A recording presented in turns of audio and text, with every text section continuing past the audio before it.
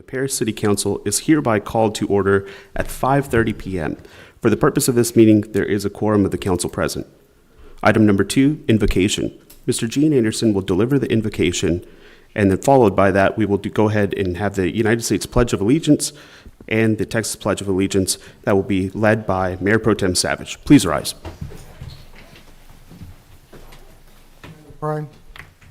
Heavenly Father, we're thankful as always for all that you do for us, for your divine intervention, for your protection. Father, for we know that there's much evil in the world, and we appreciate, Father, all that you do to keep us safe. We pray for our council tonight as they conduct the city's business. Should you guide and direct them and give them godly wisdom as they make their decisions. We pray for our nation that you'd strengthen us and that we get closer and closer to you. For we do ask these things in Jesus' name. Amen. Amen. Amen. I pledge allegiance to the flag of the United States of America and to the republic for which it stands, one nation, under God, indivisible, with liberty and justice for all. On the Texas flag, I pledge allegiance to thee, Texas, one state, under God, one and indivisible.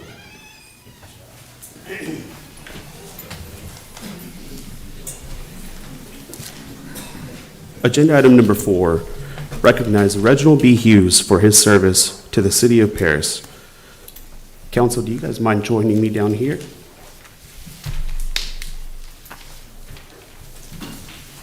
And Reginald, if you'll step up, please.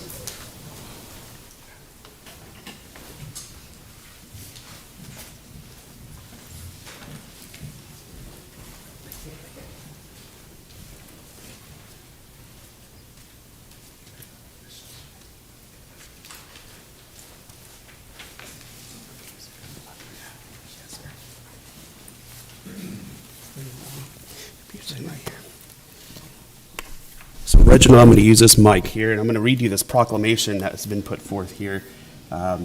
You have done so much for our community, and I just want to tell you, as a friend and also a colleague that served with you, we really appreciate you. So here's a special proclamation that's been put together. Whereas voters in the City Council Member District 2 of the City of Paris elected Reginald B. Hughes to represent them as council member for District 2 in November 2020 and re-elected in May of 2022. And whereas Reginald B. Hughes was elected by the City Council to serve as Mayor Pro Tem in May 2021 and again in May of 2022. And whereas Reginald B. Hughes was elected by his peers on the City Council as Mayor of the City of Paris in May of 2023. And whereas Reginald B. Hughes is no stranger to public service, as evidenced by his United States Navy service from July 1986 until his retirement in October 2016, having achieved the rank of Chief Warrant Officer 3 during his 30 years and 2 months of honorable service to our nation. Thank you for that, by the way. Whereas Reginald B. Hughes was called upon to lead the Boys and Girls Club of the Red River Valley as Chief Executive Officer in 2023. And whereas Reginald B. Hughes served with honor and integrity as council member, Mayor Pro Tem, and Mayor of the City of Paris until his resignation in May 2024. Whereas Reginald B. Hughes stands today as an example of Paris's best and most dedicated elected officials serving our residents. I, Mihir Pankaj, Mayor, and on behalf of the Paris City Council, do hereby honor and recognize Reginald B. Hughes for his dedicated and distinguished services to the City of Paris. In testimony whereof, I hereunto set my hand and cause the seal of the City of Paris, Texas, to be affixed this 22nd day of July 2024. Thank you so much, Reginald. We appreciate you. God bless you. Let's get the council here.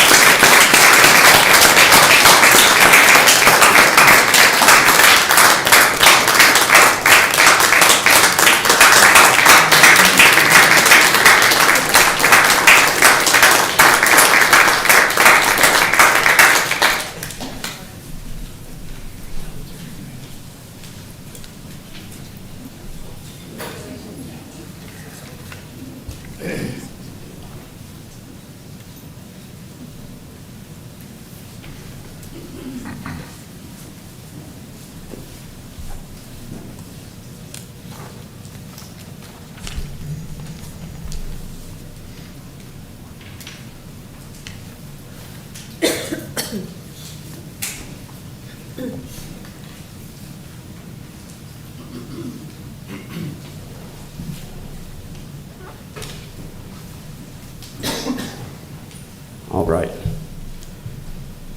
Agenda item number 4B, Citizens Forum. Persons desiring to address the City Council must limit their presentation to no more than 2 minutes. Unless an item is posted on the agenda, the Texas Open Meetings Act prohibits the council from responding to any comments other than to them to refer the matter to a future agenda, to an existing policy, or to a staff person with specific factual information. Claims against the city, council members, or employees, as well as an individual personal appeals, are not appropriate for Citizens Forum. If necessary, the City Council may convene into executive session under Chapter 551 of the Texas Government Code regarding any item on this agenda. The public forum is now open. If there's anyone who wishes to address the council, please come forward and state your name and address for the record.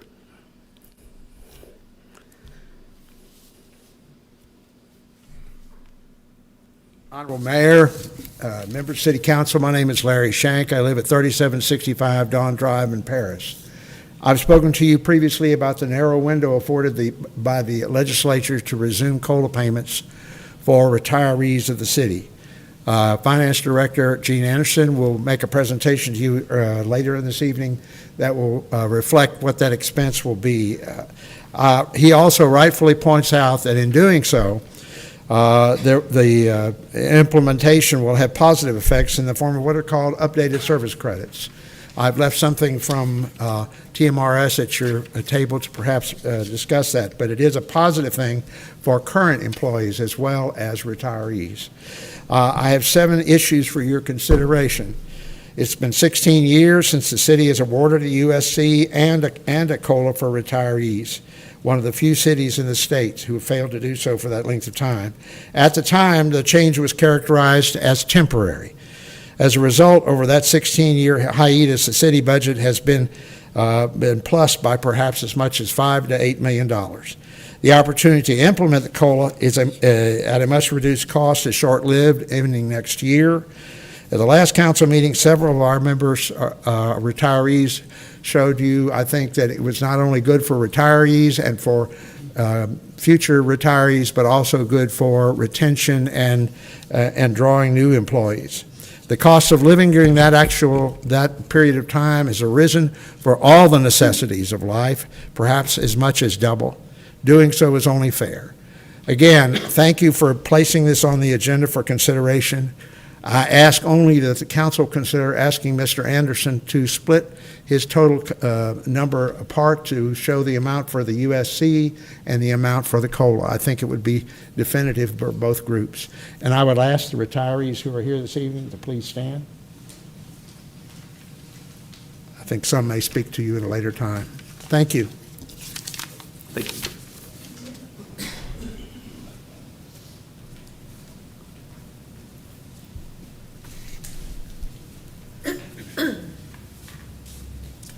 Good evening. My name is Carolyn Williams. I reside here in Paris on 44th Street. I would like to thank all of y'all that came out to the court hearing that I had on the violating the high grass. I appreciate your support, but the court was more than what I ever had participated to be, but you live and you learn, and I thank y'all for coming out and giving you support. Thank you.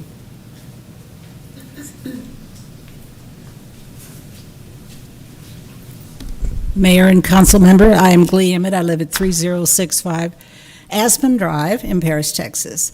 I have currently a member of because of your appointment, Main Street Advisory Board. I'm requesting you consider me to also I have another application in. I'd like to be the liaison from the Historic Preservation Commission to the Main Street Board. Thank you very much.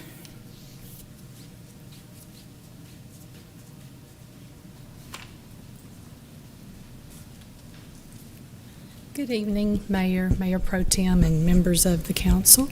I'm Pam Norwood. I live at 1020 Moore Street in Blossom, Texas, and I'm here tonight just to talk to you about 2 reasons that I would love to serve on the TERS board. Number 1, this is my home. I've lived here all my life. My career took me away for a couple of years, more than that, but I'm back now. I own a business downtown, and I just feel like I'm at a point in my life where it is my turn to give back to the city that has given so much to my family, so many good memories, and I would like to be able to do that. Secondly, I think that I bring some experience that would make me make a contribution to the board. I'm a retired school superintendent. I was in public education for almost 30 years, so I'm very familiar with how boards work, sitting on boards. I was part of an advisory board that sat with Commissioner Mike Morath for several years, all the way down to just local. So I've served at the local level, our regional level, and then at our state level, and enjoyed every bit of it. As a school administrator, I have been working with setting tax rates, estimating tax revenue, and then, of course, how you spend that. I'm familiar with administering state and public funds. That's not easy to say, federal funds. And so I would just like the opportunity mainly to give back. I'm familiar with a lot of the things that we do, and I'm familiar with how important it is to be a good steward of our taxpayers' money, first and foremost. A mentor of mine told me one time that I should always look for the win-win, and that is something I took with me. And I believe when we do that, nobody has to lose, and when we can find the win-win in a situation, that allows us all to move forward just a little bit. And that's really what we want to do. So I appreciate your time and your consideration. Thanks. Thank you, ma'am.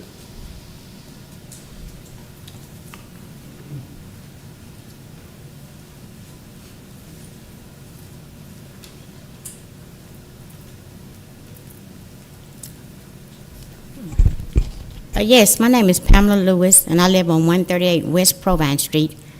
And I was here from a water bill because last year they had fixed it where it went down. So when I went back over there to get it, to pay my other water bill, they took it back up.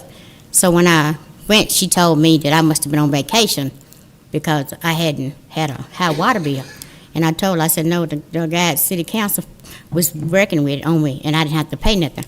So she said, well, you're going to have to just go back over there, and he's going to have to go back and redo it because they took it back up. And another thing, the waterman comes by my house, and he checks all the houses on this side, but they don't even look at my side. They don't check my water bill or nothing. And like I told them, I said, well, can y'all put me a new water line, a new water thing? And she was like, we already did. And I said, no, ain't nobody been out to put me a new water thing. So that's the problem I'm having because my water bill is like $28, but they got my sewer $90. And like I said, last month I paid it, and they don't even look and check my water line. I mean, they just send me the same bill every time. So that's the reason why I'm up here. Okay, thank you. Thank you.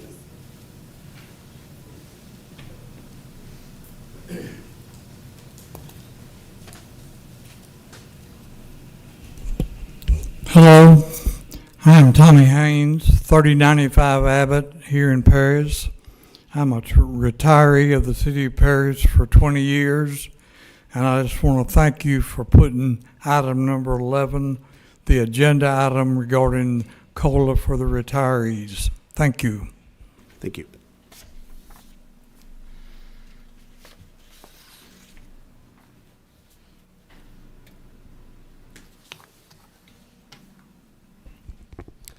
Hello, my name is Kelsey Turk. I live at 2745 Simpson Street. I'm a designer here in Paris, and I've worked for a number of architects over 17 years. I asked for your consideration for appointment to Historic Preservation Commission.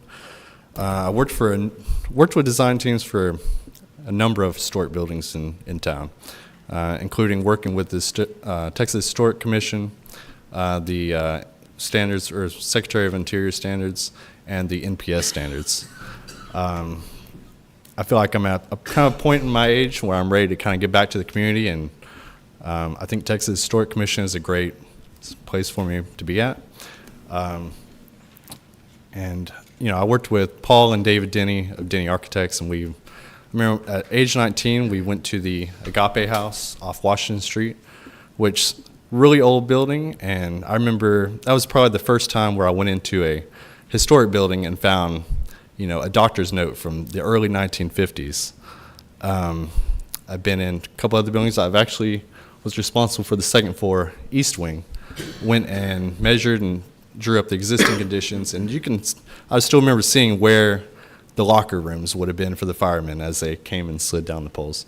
So I request your consideration, and thank you. Thank you. Is there anyone else? Okay, the citizens forum is now closed. We'll move on to the consent agenda. Does any member wish to remove an item from the agenda for discussion? If not, is there a motion to approve all items on the consent agenda? So moved. Motion, Second. motion and a second, okay. All in favor, please say aye. Aye. All those opposed, say no. Motion carries 6-0. Agenda item number 11, receive presentation about a COLA for City of Paris retirees. Staff, do you have a presentation? Mayor, Mayor Pro Tem, and council members, let me just kind of review where we're at in terms of a COLA for retirees and an updated service credit for current employees. To give you some background on it, in 2004, the City Council adopted Ordinance 2004-051. And what that ordinance did, it repealed the automatic granting of retiree COLAs and updated service credits for employees. They later passed another ordinance that same year that said that they will grant updated service credits and retiree COLAs on a one year at a time basis. That is, they would have to vote each year whether or not to include it or grant that. Like I say, they stopped the automatic in 2004, which would have been effective for 2005. But retiree COLAs and updated service credits were granted for 2005, 2006, 2007, and 2008. Since that time, no retiree COLA or updated service credit has been granted. Of course, in recent years, as you know, retirees have approached the council about restoring that benefit. So where we're at, or what it would take if the council decides that's something it wants to do, in order to make a change in the TMRS plan, that can only be done effective January 1st of any calendar year. What the council would do would be pass an ordinance authorizing or granting whatever increased benefit that they wanted to grant, because there are different percentages that can be used for those two benefits. And then that ordinance would be forwarded to TMRS prior to January 1st of the year that was coming up. The state law that governs TMRS states that a COLA for retirees cannot be granted without granting an updated service credit for current employees. It does not make the same requirement in reverse. You could actually give an updated service credit without granting a retiree COLA. It comes down, and has in the past, comes down to money on what it would cost to do that.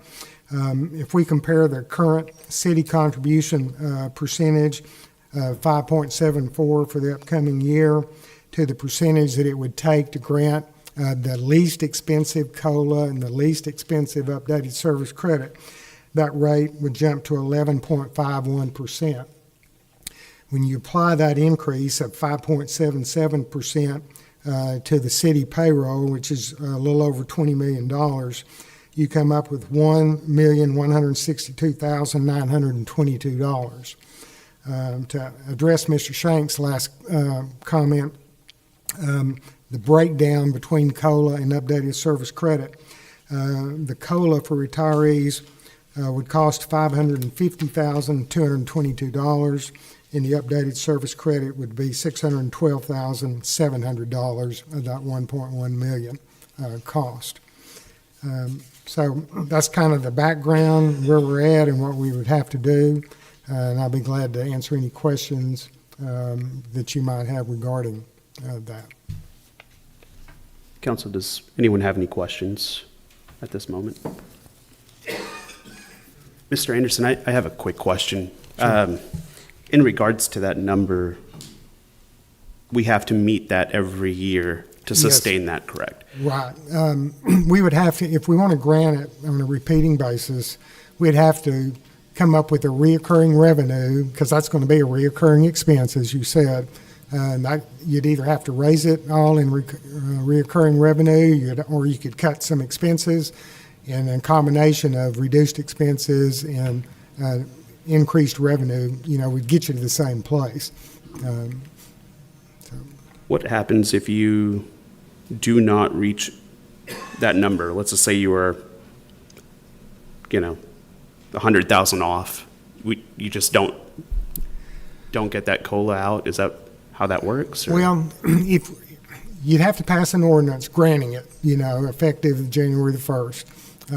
And if we were within $100,000 of reaching the goal, we would trim something somewhere to provide that. Our general fund budget's like 31 million, and the water and sewer budget, not including debts, about 12 million. We could find $100,000. The split between general fund and water and sewer fund is about 75-25. General fund has about 75% of that cost, and the water and sewer fund about 25, just because of the number of employees that are paid for out of the different funds. Gotcha. I have a question. What was I'm sorry. Oh, I was Go just, on the history of 2004, when the automatic increases stopped, do you know what in that budget, why that happened? Best I recall, and I was here in 2004, that it was just a budget cutting possibility, and they wanted to not just make it automatic. They wanted it to be closely examined each year, and the council continued to grant it for 2005, 6, 7, and 8. For the next 4 years, they went ahead and granted both of those, and I'm sure, again, it was a budget-cutting matter when it came to 2008. Thank you. So what was that number again that we would need to get to even do this in 2025? 1 million and what? I believe it's 1,162,922. Yeah. And so in your opinion, how difficult would that be to trim somewhere else to get to that number? Because we would have to do that. And then we would have to make it permanent, because it would have to be every year, right? Yes, you'd have to cover it every year. I think it would be very difficult to do. If you looked on the revenue side, our property tax is about 25% of our total budget in the general fund. We can only go up 3.5% under Senate Bill 2. That's the most we can possibly go up in a year. I was looking at that this past week, and 3.5%, based on the current property tax level, would be $281,000 a year, would be the most we could do if we decided to take that 3.5% increase. As y'all probably know, for the last few years, we haven't raised property taxes. They've been constant at $8,030,000, and we did that on purpose because we were making such adjustments on the water and sewer side that we didn't want to add burden to the same people, basically, by raising property taxes as well. Yeah. So it wouldn't be, we couldn't get to this figure just by cutting things. We would have to make raises on property tax and different things on the citizens. I'm not sure I could find $1 million without reducing services significantly, because that's a lot of money. A lot of money. Thank you. Any other questions? All right. Thank you, Mr. Anderson. Agenda item number 12, receive presentation from Strategic Government Resources in Baker Tilly regarding the available services for a city manager search. Staff, do you have a presentation? Yes, Mayor, Mayor Pro Tem, Council. During a special meeting at the July 2nd meeting, Council requested that we reach out to two executive firms, Strategic Government Resources and Baker Tilly, to have them present and bring a presentation regarding their services.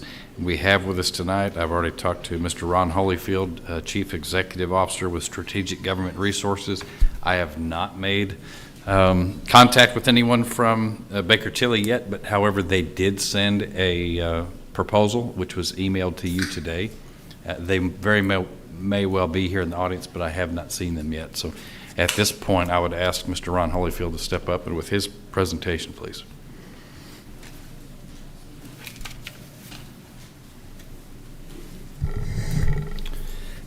Mayor and council, I appreciate the opportunity to be here, and I've got to tell you, and I swear to you, I'm not making it up. This is absolute truth. I have gotten goosebumps over there watching the council meeting tonight.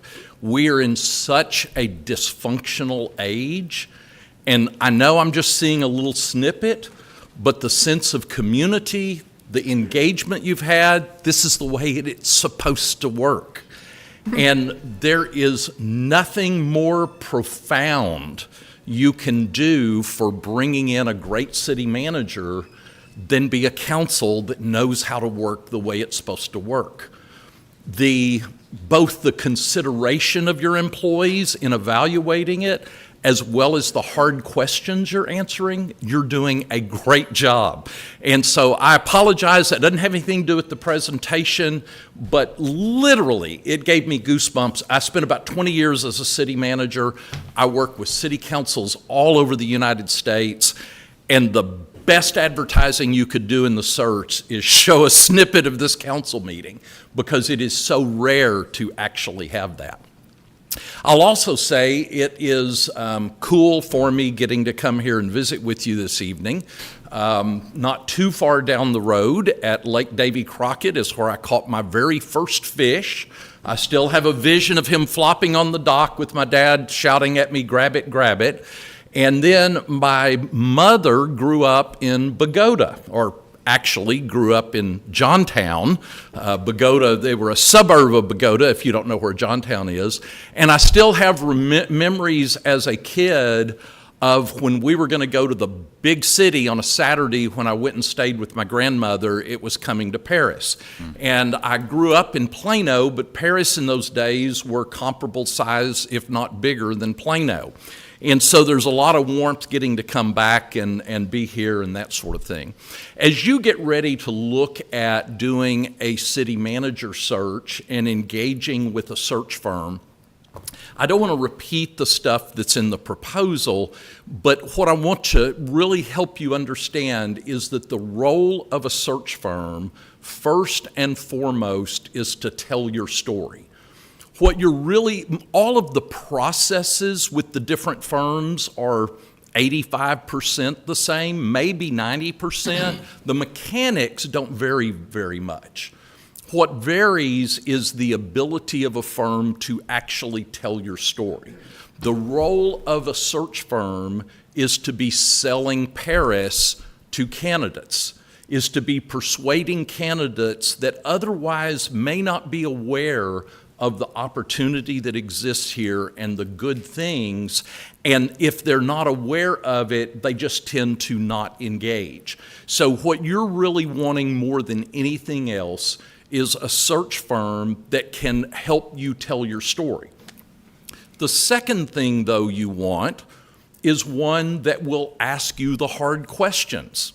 Because while literally you gave me goosebumps this evening, I know that that's not the way it is all the time, and there's challenges and things that you have to wrestle with. And so part of what you want, because the candidates want it, is a search firm that you know that they know has asked all the hard questions. So they really know where your heart is. They really understand the dynamics of council, because that dynamics of how you get along as a council is going to have a profound impact on the quality of life of the city manager you hire.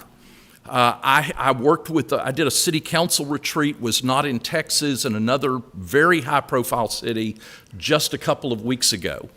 And literally, they had 2 council members when a citizen came up to speak on an issue, and the council member spun their chair around to face the wall from behind as a way of overtly showing disrespect to the speaker. So the dynamics that are out there, city managers right now, great city managers, are hungry for great city councils. And so the opportunity to work with a city council that really cares about the community is a story worth telling, and it's a story that's compelling for candidates. The next thing that I want to kind of draw your attention to, the next real big job of a recruiter is to do background. And background actually has a variety of different aspects. One of them is personal knowledge of the network, not just personal knowledge of the individual candidate, but people who know the candidates. And so what happens is we've got such a network with city managers all around the U.S. is that we're able to pick up the phone and call a city manager in a neighboring city and say, give me off the record the scoop on this situation. In fact, I had a city manager at one point, we were doing a city manager search, and I had a city manager who had been the mentor to this young city manager. And he was in a more rural area and was headed to the DFW area where there was going to be a lot more media scrutiny. And that fellow city manager called and said, Ron, he's not ready to come to the Metroplex. He's having an affair with an employee, and that is going to become a horrible mess, and it's going to hurt him. He cared about this young manager, cared about him enough to say, Ron, this is going to be a mess if you're not careful. And literally my approach is I got in the car, I called the candidate, I got in the car and drove about 200 miles and sat down over dinner with him, and I said, I need to know what the story is on this. And he owned up to it. I didn't tell him who had told me, but that personal network and that personal knowledge causes things to be revealed that doesn't happen if you don't have those. The second thing is media searches, and we do incredibly comprehensive media searches. We do a two-part. Part one is with LexisNexis, which is automated. It's what the law firms use. The limitation of LexisNexis is it only picks up major publications. So it misses small-town newspapers. It's highly unlikely that the Paris paper is picked up with LexisNexis. So we use it as sort of an early high-level warning. But the second is that we literally have specialists who will spend on your finalist group up to about 8 hours per candidate combing the internet and going in and trying to find out what is the history, checking local blogs, checking newspaper stories, etc. And you just find amazing things with checking social media, etc. It is stunning to me in this age that what you find some executives have on social media. But that's really, really important with the background check. The other thing is obviously the traditional reference checks. And again, the fact that we've got the relationships gets more honesty than if it's somebody that you don't have that relationship. And then we'll help you design the process on site.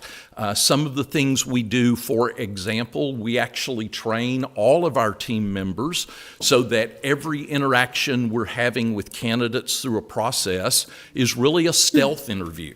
So that if a candidate is rude to one of our admins, they're going to be rude to your staff or they're going to be rude to your citizens. And when they know they're being looked at or they're interacting with me, they're not going to treat me that way, but they will in admin sometimes. So we're constantly looking for that. We also will help you design the process, and it's different in every city depending on your preferences, but to what extent you engage any of the top city staff in interviews, any citizen committees, do a meet and greet, all of those sorts of things. We'll help you lay that out both with your comfort zone and provide you advice and recommendations on what we think will give you more insights into the whole thing. So that just gives you a very high-level snippet. As I said, I don't want to spend your time simply repeating what's in the proposal, but I wanted to hit those high points, and then I would love to answer any questions you may have. I would much rather devote my time to the stuff where your focus may be than you hearing me just guess where it may be. What is the average tenure of a city manager? Probably in our size market, I would say. It used to be pretty consistently about 4.5 to 5 years. It has really gotten all over the map now for 2 or 3 different reasons. One is that in today's political environment, councils increasingly are coming on board that have not climbed the civic ladder, don't understand city government, and they view the city manager as a political appointee rather than a politically appointed professional. So in that environment, you see more rapid turnover. It tends to be in a given city, you'll see the churn take place. The other thing that is happening, that honestly it's in a crisis in the profession, is that because the politics have gotten so brutal, a lot of people who are the number twos, the ACMs, DCMs, don't want to be city manager. So it is harder to get them to actually engage. And when they engage, we see an increasing number of them who are in 2, 3, 4 years and throw in the towel and say, I don't want to ever be a city manager again. It's a real challenge. That's one of the reasons that honestly it excites me with what I've seen out of y'all this evening in this little snippet, because it's the kind of thing that we see. One of the things about the relationships is that there are managers in some much bigger, more complex cities that normally it would never make sense from a career standpoint, but they're so hungry to get to work with good people that they will consider other types of moves. They'll particularly if they're fairly late in their career. And they find it far more satisfying and professionally satisfying to be able to do what they love doing, and that is to help a city be its best. I have a quick question. One, it's good to finally meet you in person. I know we've had a couple conversations over the phone, and I appreciate you coming out. Big question I have is in regards to, starting this process and then to the end. Is there a certain cutoff point that you guys customarily use, or is there a certain cutoff point that we can request? For example, hey, you bring that candidate to us. Does it go up to the contract only for the signature, or does it last even afterwards? Because, I understand we don't get warranty process on human beings, but it would be nice to have that on a job when spending this much money from taxpayer dollar. Great question, Mayor. We actually do give you a 12-month guarantee. So that and it doesn't matter why they left if they don't last the 12 months. We'll redo it over for nothing except out-of-pocket expenses. We help you. It's one of the reasons with the really rigorous process we go through is to ensure that it really is a great match. Too many folks view hiring executives as a resume process, and the resume is just the beginning point. You want somebody qualified, but the real question is who's going to connect with you, who's going to blend with you and with the community.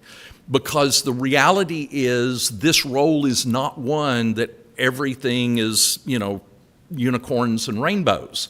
You deal with hard issues, not just as a council, but out in the community. So you want somebody who really becomes a part of the community. And so that's one of the reasons we spend so much energy on the front end, is to try and make sure everybody knows what they're getting. And that is different. What you're going to want and need is different than what another city wants and needs. And so it's really about trying to figure that match out. And we'll spend time at the very beginning of the process doing one-on-one interviews, trying to really understand what your desires and priorities and things of that are. Some councils are really looking for a visionary manager. Some councils are really looking for a manager that is entirely behind the scenes. Neither one is right or wrong. It's a matter of figuring out what the council really wants and then ensuring that we get the right match. Thank you. So just a quick question. I don't know what the average number of applicants for a city this size, but just say 50. Let's use the 50 number, because I heard you say if you wanted to incorporate staff committees or citizen committees and things like that. So during the culling process, would you say cull it down to 25, and then you would bring in the processes that the committees that we've established, or how does that work? Yes, no, and maybe. We actually have a process that is designed to achieve and protect and ensure unity among the council every step of the way. So what we do, and we really believe that it's our job to equip you to make good decisions. It's your job to make the decisions. So the way that works in practical terms is once we've done all the interviews, we've developed the marketing brochure, the opportunity description, we've got it out there, and we've got a pool of, let's say, 50 candidates. What we'll do is we'll go through and we'll triage those into a tier 1, 2, and 3. Tier 3 are folks that just aren't qualified. Tier 2 are folks that are well qualified but may not be a good match for various reasons. Most commonly is size and complexity of experience. So somebody from Bogota may not actually be ready to run this level of complexity, so to speak. Then, and tier 2s are usually the folks you go to if you don't have enough tier 1s. And then tier 1s are the ones that both are well qualified and appear to be a good match with the community and the council. And then what we do is we meet with you in executive session. We've got them triaged. The average meeting, the council will move 1 or 2 of the tier Bs to tier 1 and 1 or 2 of the tier 1s to tier 2. Those are almost always a product of personal interaction. You've served on a committee with somebody at the Council of Governments, or whatever it happens to be. You have one of you has a personal interaction that either you've been impressed or not impressed with somebody. So it's your decision, but we'll start with them all triage. We'll come out of that meeting typically with 10 to 12 semifinalists. The semifinalists is at that first stage, everything is really about resume and personal knowledge. The second step, when we narrow it to the 10 to 12, that's when we do the stage 1 media search. We'll do a comprehensive questionnaire of them, and then we'll take and we'll package all, and we'll also do a online recorded interview. We'll package all of that up.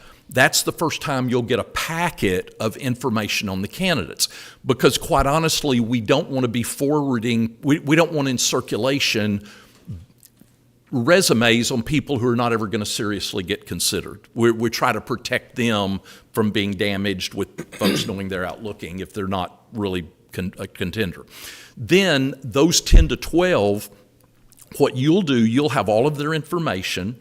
We ask you to do a triage ranking on them, just like we did on the first group. And it's simply 1, 2, 3. 1 is, I'm really interested in interviewing this person. 2 is, I could go either way depending on the whole team. And 3 is, I'm not interested. And literally what we do is we put chart paper up, we write the council names across the top, all in executive session, the candidate names down the side or vice versa.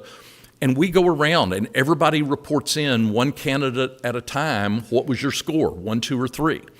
And then we just simply, you can see it there, it's in a matrix, we add them up. And what happens every single time is about a third of the candidates, everybody's agreed as a 3. About a third of the candidates, everybody or virtually everybody's agreed as a 1. And about a third of the candidates is a mixed bag. So the conversation then is about a mixed bag, where Councilmember Moore has given this one a 3 and Councilmember Putnam has given them a 1. We facilitate the conversation that says, okay, what did you see that made you uncomfortable? And sometimes it will be something that Councilmember Moore says, I saw this, and everybody else goes, ooh, I missed that, you're right. Or sometimes it'll be, she saw this, and then Councilmember Harris Councilman, sorry about that. Future. The attorneys always have a lot of influence. Councilmember or Mayor Pro Tem Savage weighs in and goes, oh, wait a minute, you misinterpreted that. Here's how I saw it. And then there's simply discussion, deliberation. We come out of that meeting with the short list of typically 4 to 6 finalists. Our recommendation to you is that if you have at any stage, if you have one council member who is passionate about moving a candidate to the next stage, you move them, because it's what helps to preserve the unity, so that every council, and what happens every single time, the council member knows they got listened to, but even the council member, if everybody else was not impressed with that candidate, at the next stage, every single time, the outlier council member goes, I see what y'all were saying now. It just always happens. And so it helps to build and maintain and protect unity on the part of the council taking that approach. So that's kind of so we work very hard that it's your decision at every step, but it's our homework. We're doing all the work to give you so you can make good decisions. Yeah, I like it, and the way you just broke the process down, I think you clarified a lot of things probably for all of us. I appreciate that. Timelines can vary, but tell us what we should expect start to finish. What you should not expect? No, what we should expect. Should expect start to finish. So Larry Gilly, who's former city manager in Abilene and San Marcos, will actually be your recruiter. About the time you're launching this, I'm actually going to be on a road trip around the U.S. for about 3 months. But what you will expect is that, number one, him sitting down with each of you and doing a one-on-one. It's really important. I'll always say when I'm the one doing the search, I'm going to become your best, closest, most intimate friend for about 90 days because what we want you to do is share your fears, your hopes, your aspirations for the community, for this person, what are they going to help happen, etc. Then what you can expect is to get the profile description, the marketing brochure back. We won't go out till you've approved that. And then once you've and the thing to remember on that, it is not a job description. It is a marketing brochure. It is designed to catch the attention of candidates, not to give them every conceivable piece of information. And then what you would expect from there is honestly pretty much radio silence for a couple of months, because while we're out marketing it, we're available for questions, we're available for your inquiries, but we're spending all of our time interacting with prospects and candidates. And so it's not until we close it that we come, which typically is about 60, it's been on the street about 60 days. When we close it is when we come back to you. Now, we've got an escalation process internally. If we're not getting the number or quality of candidates, how we reach out more broadly, the social media efforts we do, the email blasts we do, there's a whole series of things we have that are escalations internally. And then from there, that's when that process I mentioned just a minute ago kicks in. Do you work with any of the contract negotiations at the end, or no? That's just... Do we help you with the contract? Yes, ma'am. Yes. Yes, we will help you, and in fact, we really like to help you, because by having us as a middleman, nothing becomes personal. You know, if you're in executive session amongst yourselves, and Rudy goes, "That's nuts," it's a whole different dynamic than if the candidate is sitting there and Rudy goes, "That's nuts." So or vice versa, if the candidate goes, "That's nuts." So we really like being sort of that buffer of letting each of you wrestle through, being an honest broker, so to speak, so that we're looking for, we may know that what Rudy thinks is nuts about it is this big of a deal, and with just this much tweaking, we can satisfy that. But if you don't really manage that carefully, the wheels can come off. And typically, we've gone so far, depending on specific situations. In one incident, and this was a very rural community, we had a candidate whose wife was a nurse. And they were very worried about her being able to find a job. And so the mayor actually reached out to the hospital administrator and arranged a tour of the hospital. You know, no pressuring and all of that, but just made it easy. So we'll pay attention to those things. We'll pay a lot of attention to the fact that it is a family decision that is driving the move. So spouse employment matters. Schools can matter, you know, depending on where they are. We've had one that only, it happened to be in Northeast Texas where they landed. He was in a much bigger city in Florida, but his father was in a nursing home in Northeast Texas, and he was only willing to look in like a 100-mile radius so that he could be close to that. So paying attention, those personal drivers are far more important than people realize lots of times. And so we'll pay close attention to all of that, and that can affect dynamics with actually working the contract out as well. One of the things we will do is through your city attorney, we'll recommend that well in advance that you pull down the TCMA model city manager contract so that you're kind of familiar, because that will tell you what the candidate will have seen. Doesn't mean you're going to agree to everything in it, but at least you're talking a common language when it gets to that point. Most of the time, contract negotiation is actually relatively easy because there is that baseline, but both sides know what the other side's looking at. And the reality is, as cool as I think Paris is, nobody's going to make a backwards move to come here just because you're awesome. You know, so you got to kind of be prepared for that. The more stable you are, which you have been, the more flexible they are in coming somewhere. How typical is it for a finalist to come with his or her own contract?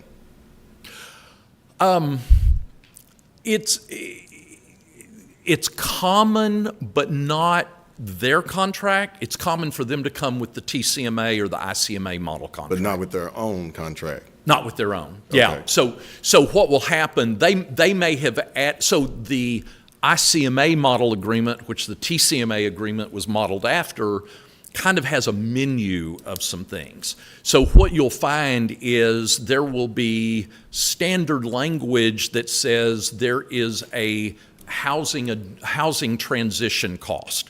So if somebody's moving here from Georgia, there's going to be 6 months or whatever that they're going to end up with double housing payments. That's common to pay. The language in the contract doesn't specify what that is. It's all over the map what the deal looks like. Does that make sense? Yes.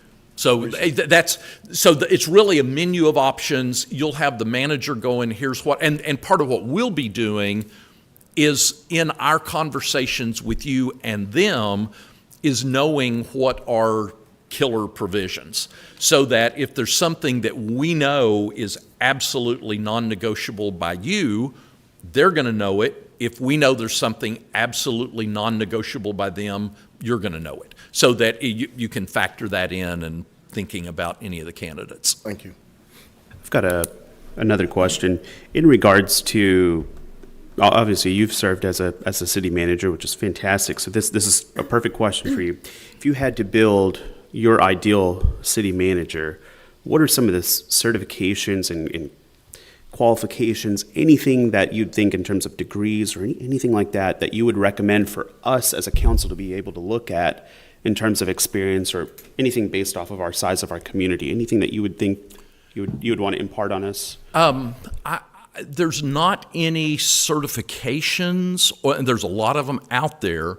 There's not any certifications that I think there's some that they're nice. I don't think there's any that I would use as a way of trimming the field down. Maybe that's the best way to put it.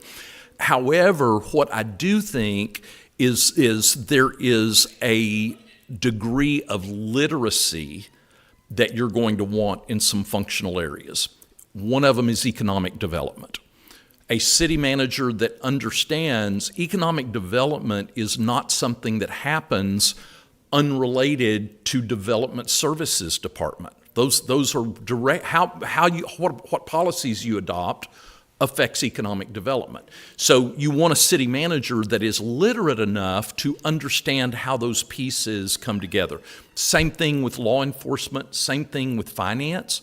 You're not trying to hire a finance director, you're not trying to hire an accountant, but you want somebody that is literate enough in budgeting and finance that they can do an executive's job at that level. So to me, budget finance, probably law enforcement and economic development, and I'm including development services in that, are probably your big three that I would be looking for literacy in.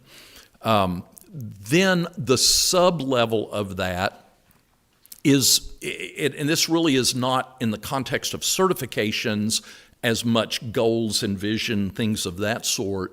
I got here early and spent time just driving around town. Had been a while since I'd been in Paris, and so wanted to just get a feel for the community. And with that old city manager / economic developer mentality, I see tons of opportunity, but I also see tons of unexploited opportunity. So I would, if you look at it and you go, vibrant downtown is a priority for us, then you want to be able to make sure you've got literacy, you've got somebody with some track record experience that's able to understand what drives a successful, vibrant downtown, which is different than highway strip retail. You know, and both, it's not that one is good, one is bad, it's just that they're different. And so what we'll walk you through is trying to understand some of your goals and priorities. If you've adopted strategic plan or strategic goals, we're going to incorporate that into the brochure so candidates know what are those things you particularly look for. Now, that said, I'm going to answer your question in the opposite of what you asked, the things you need to not look for, and that is whatever the current burning platform is. One of the tendencies of council is to swing the pendulum too far for wherever it hurts right this minute.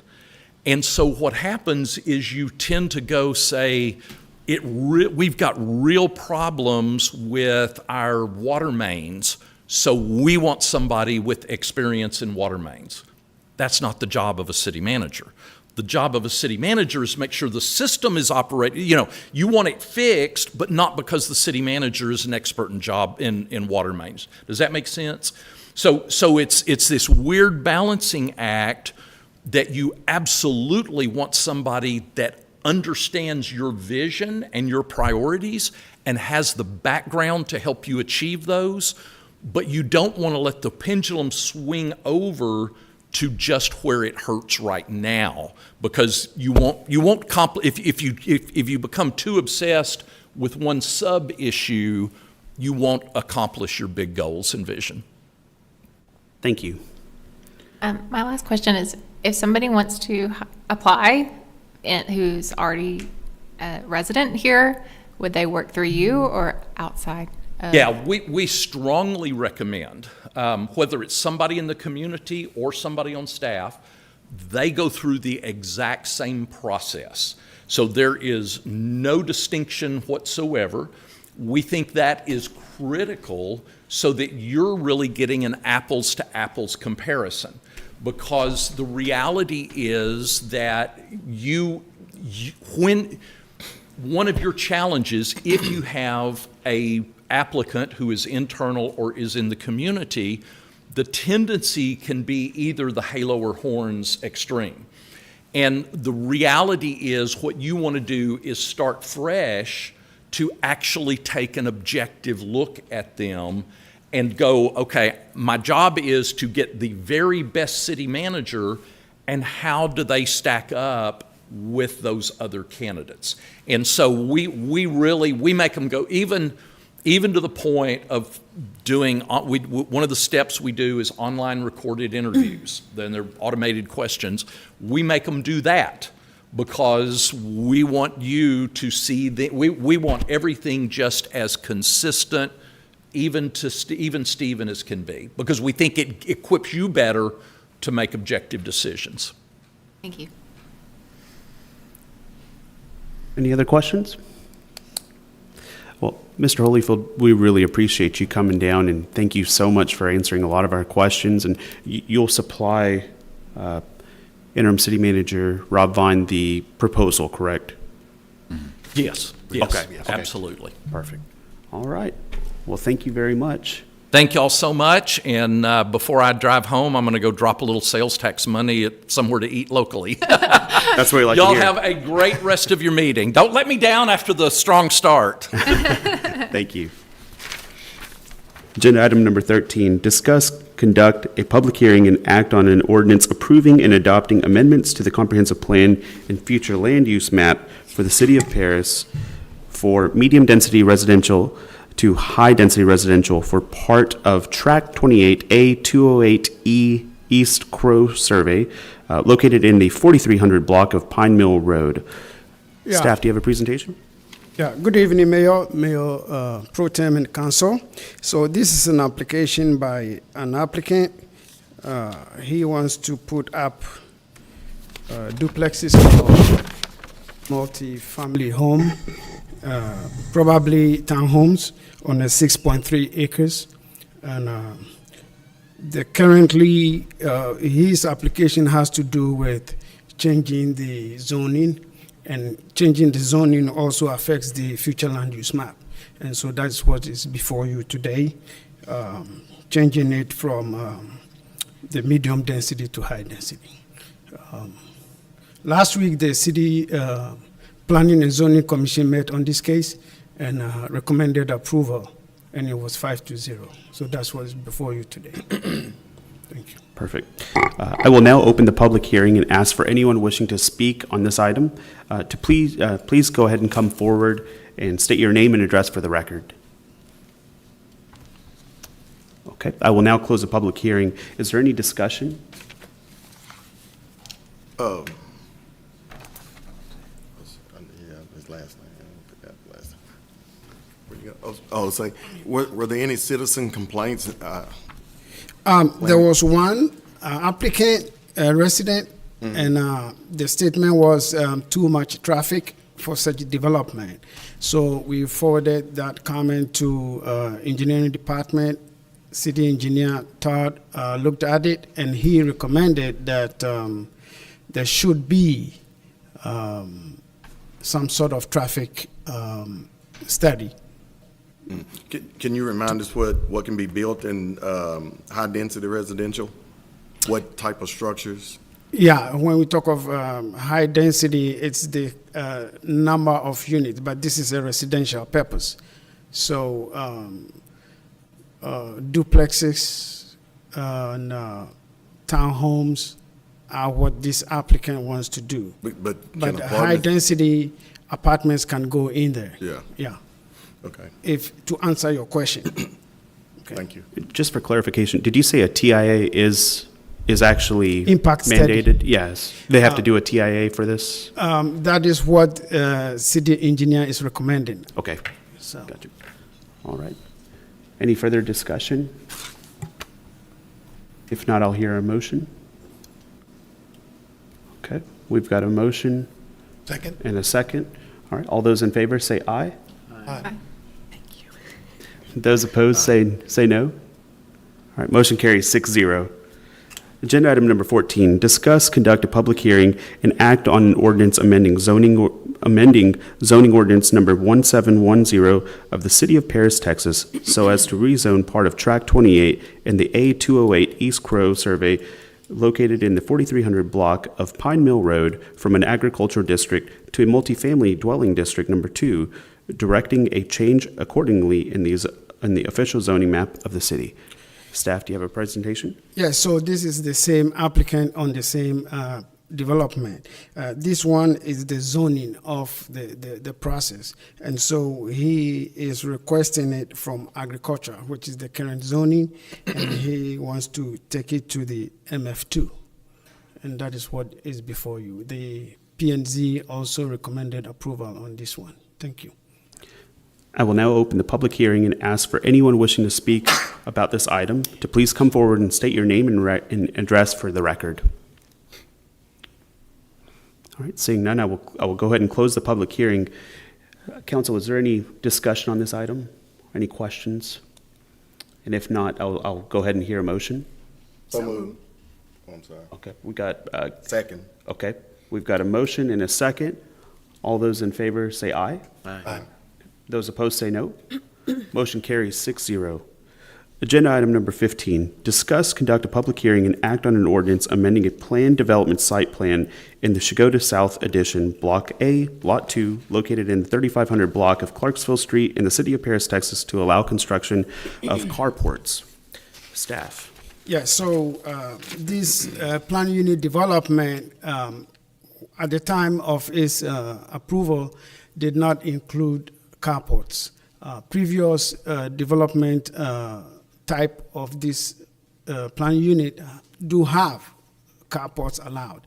And so the applicant is coming in for council to approve or allow carports to be part of so they can put in carports. P&Z last week reviewed this application and recommended approval to this application. Thank you. I will now open the public hearing and ask for anyone wishing to speak about this item to please come forward, state your name and address for the record. I will now close the public hearing. Is there any other discussion from council? So, Mr. Osei, was there any complaints on that? And, Yeah. because this is in actually a residential area, right? Yeah, What PD, Huh? plan unit development, yeah, correct. So, did anyone complain about this? No, No. no, so far, no. Okay. Oh, I see that lady standing back there. Applicant, that's the applicant, you want the applicant to talk? You'd probably have to open I can go ahead and open that back up. Okay. So that way you're able to speak. So please feel free to come on up. My name is Susan Bishop. I live in the Shakota Foundation Apartments at 3540, apartment number 1. And Wayne Brown filled out the paperwork, and there's already one carport there, and they all have to be identical, and they did approve it last time, so I hope y'all approve it this time. We've been waiting since like March. Yeah. Oh, I don't have any problems with it. I was just trying to see if Yeah. there was any complaints. I And think it'd there- be a great addition. You know, we didn't have to do that thing where you have to get approval from other neighbors because we're all kind of just in a little area there. Yes, ma'am. Okay. Thank you. Uh-huh. Appreciate you. All right. And I was trying to keep up time before she talked to get back.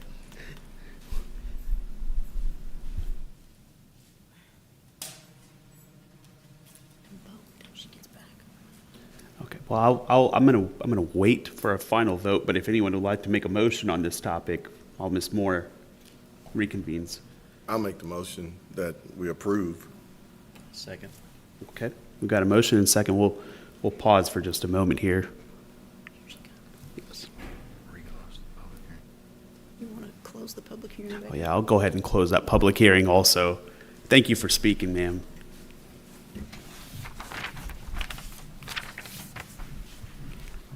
Ms. Moore, just to catch up on this item, we've got a motion and a second to go ahead and approve this carport discussion. So we got a motion and a second. Is there any other further discussion? If not, then we'll go ahead and take a vote. All those in favor, please say aye. Aye. Aye. Those opposed say no. Motion carries 6-0. All right, agenda item number 16. Discuss, conduct a public hearing and act on an ordinance amending zoning ordinance number 1710 of the City of Paris, Texas, as heretofore amended Section 8, use of land and buildings, to provide a definition for community garden and to designate zoning districts in which same may be located. Staff. Yes, so this is a text amendment to the zoning ordinance, and that section has to do with community gardens. Section 8, use of land and building, zoning ordinance 710.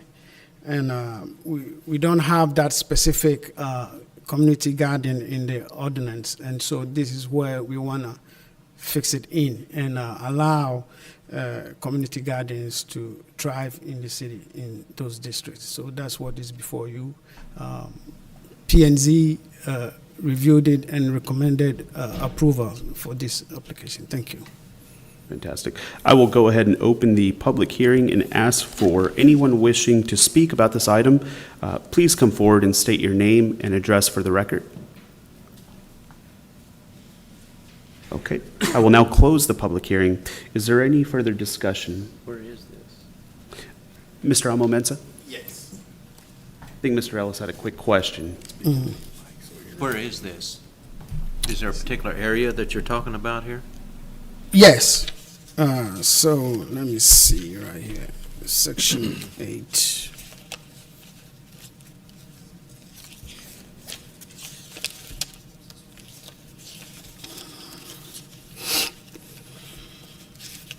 Give me a second. Agricultural and central area and Yeah. one other. So I the think it's districts, agricultural neighborhood services and central area, I believe. yeah. So the districts are agriculture, neighborhood services, and central area zoning districts. These are the areas specifically that they are going to be placed. Thank you. And the community garden as defined in the ordinance Yeah. that you have before you would be allowed by right in any of those zoning districts. And the definition she's talking about is that it's a private or a public facility for cultivation of fruits, flowers, vegetables, or ornamental plants by more than one person or family. Okay. So what would be an example of central area? The central area has to do with the downtown district area. Okay, all right. All This is right. just amending the ordinance. There's not a current project going on that we're amending it for. Is that correct? Yes, so it looks as if community garden is a type of, agricultural use type that is unique, just a small thing, not so much big, and not the purpose for agricultural thing, but urban gardening, sort of, so. It's kind of unique, and it should have its place. That's why we are putting it in there. Yes. Salvation Army has gardens. Is that what you're referencing? Something like that? Yeah, so it can, like they said, it can be a family or a group. However, it should not be that type of farming that looks too much big, more than what will survive in a urban area. So, Okay. good. Fantastic. Any further questions? Any more discussion? If not, I'll hear a motion. So moved. Okay. Second. Motion in a second. Yeah, we already closed it. We got a motion and a second. All those in favor, please say aye. Aye. Those opposed, say no. All right, motion carries 6-0. All right, agenda item number 17, discuss, conduct a public hearing and act on the ordinance amending zoning ordinance number 1710 of the City of Paris, Texas, as hereto for amend section 10-111, use of parking areas related to parking on vacant lots. Staff, do you have a presentation? Yes, so this has been an issue within the city. We have had or identified issue with parking of such motor vehicles on vacant lots in the city, and particularly parking on unimproved and unsurfaced vacant lots, which is unsightly as well as disorderly. So we are looking to revise the ordinance to deprive this practice, and also which will prevent the devaluation of these surrounding property lands. And so if you look at section 10-111D, that is prohibiting of certain also large and commercial vehicles in residential districts It was also adopted prior to, let's say, having a zoning district 4, and we are adding that one also to it to make it complete for all those residential areas. And so that is what is before you. Thank you. Thank you. I will open up the public hearing and ask for anyone willing to speak about this item to please come forward, state your name and address for the record. All right, I will go ahead and now close the public hearing. Is there any discussion? Will this go into effect immediately? It will go into effect because there's a penalty associated with it. It will go into effect after it's published because the law requires that. I have a question. How is that enforced? How is it enforced? The police can enforce it, which would typically be who does parking enforcement. Occasionally, code enforcement will do that.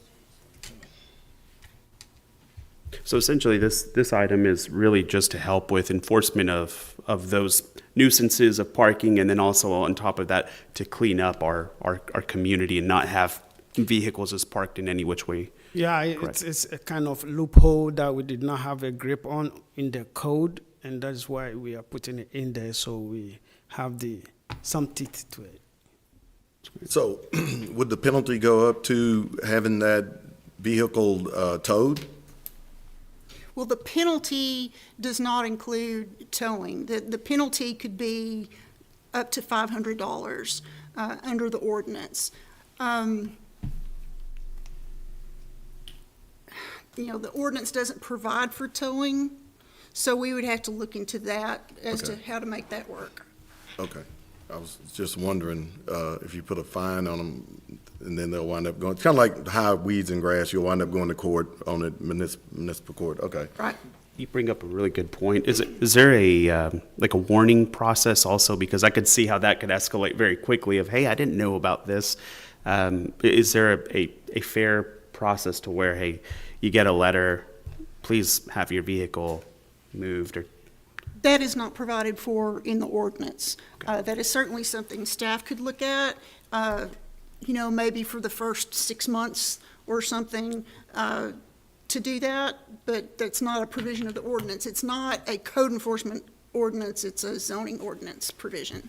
I think I would like to see that because, quite frankly, I mean, I just don't want a bunch of citizens saying, hey, now that we've got this set, you get a fine, and it's already hard as it is. I think having a little bit of time and warning of this is the new way that things are going to be, have some gap to where you can find a solution to be able to remove that vehicle, maybe just a warning process. Well, and it may be that code enforcement too can go through and they get a complaint about this, they can contact the owner, whether it's a formal letter procedure or not. Here, this ordinance we've recently passed, and you can't be parking on this unimproved lot. Yeah, because I know you said it'll be published once passed, but for most people, the publishing is when I get a ticket on my car and saying a warning. Mm-hmm. So that's publishing. So I agree with the mayor on that. Okay. Yeah, we will look into it and address that. And with some legal. education as well. Right, some We education. can use the website and other means we have to, social media, to publicize that. And something as simple as walking up to the door and saying you might not know the ordinance has been passed, but it has, here's a copy of the ordinance for future reference. So staff can easily do that. Mm-hmm. Yeah, because some people don't look at our social media website, so. Right. Yeah, I think having that out there would be great. Oh, fantastic. Well, any further discussion on this topic? If not, I'll hear a motion. So moved.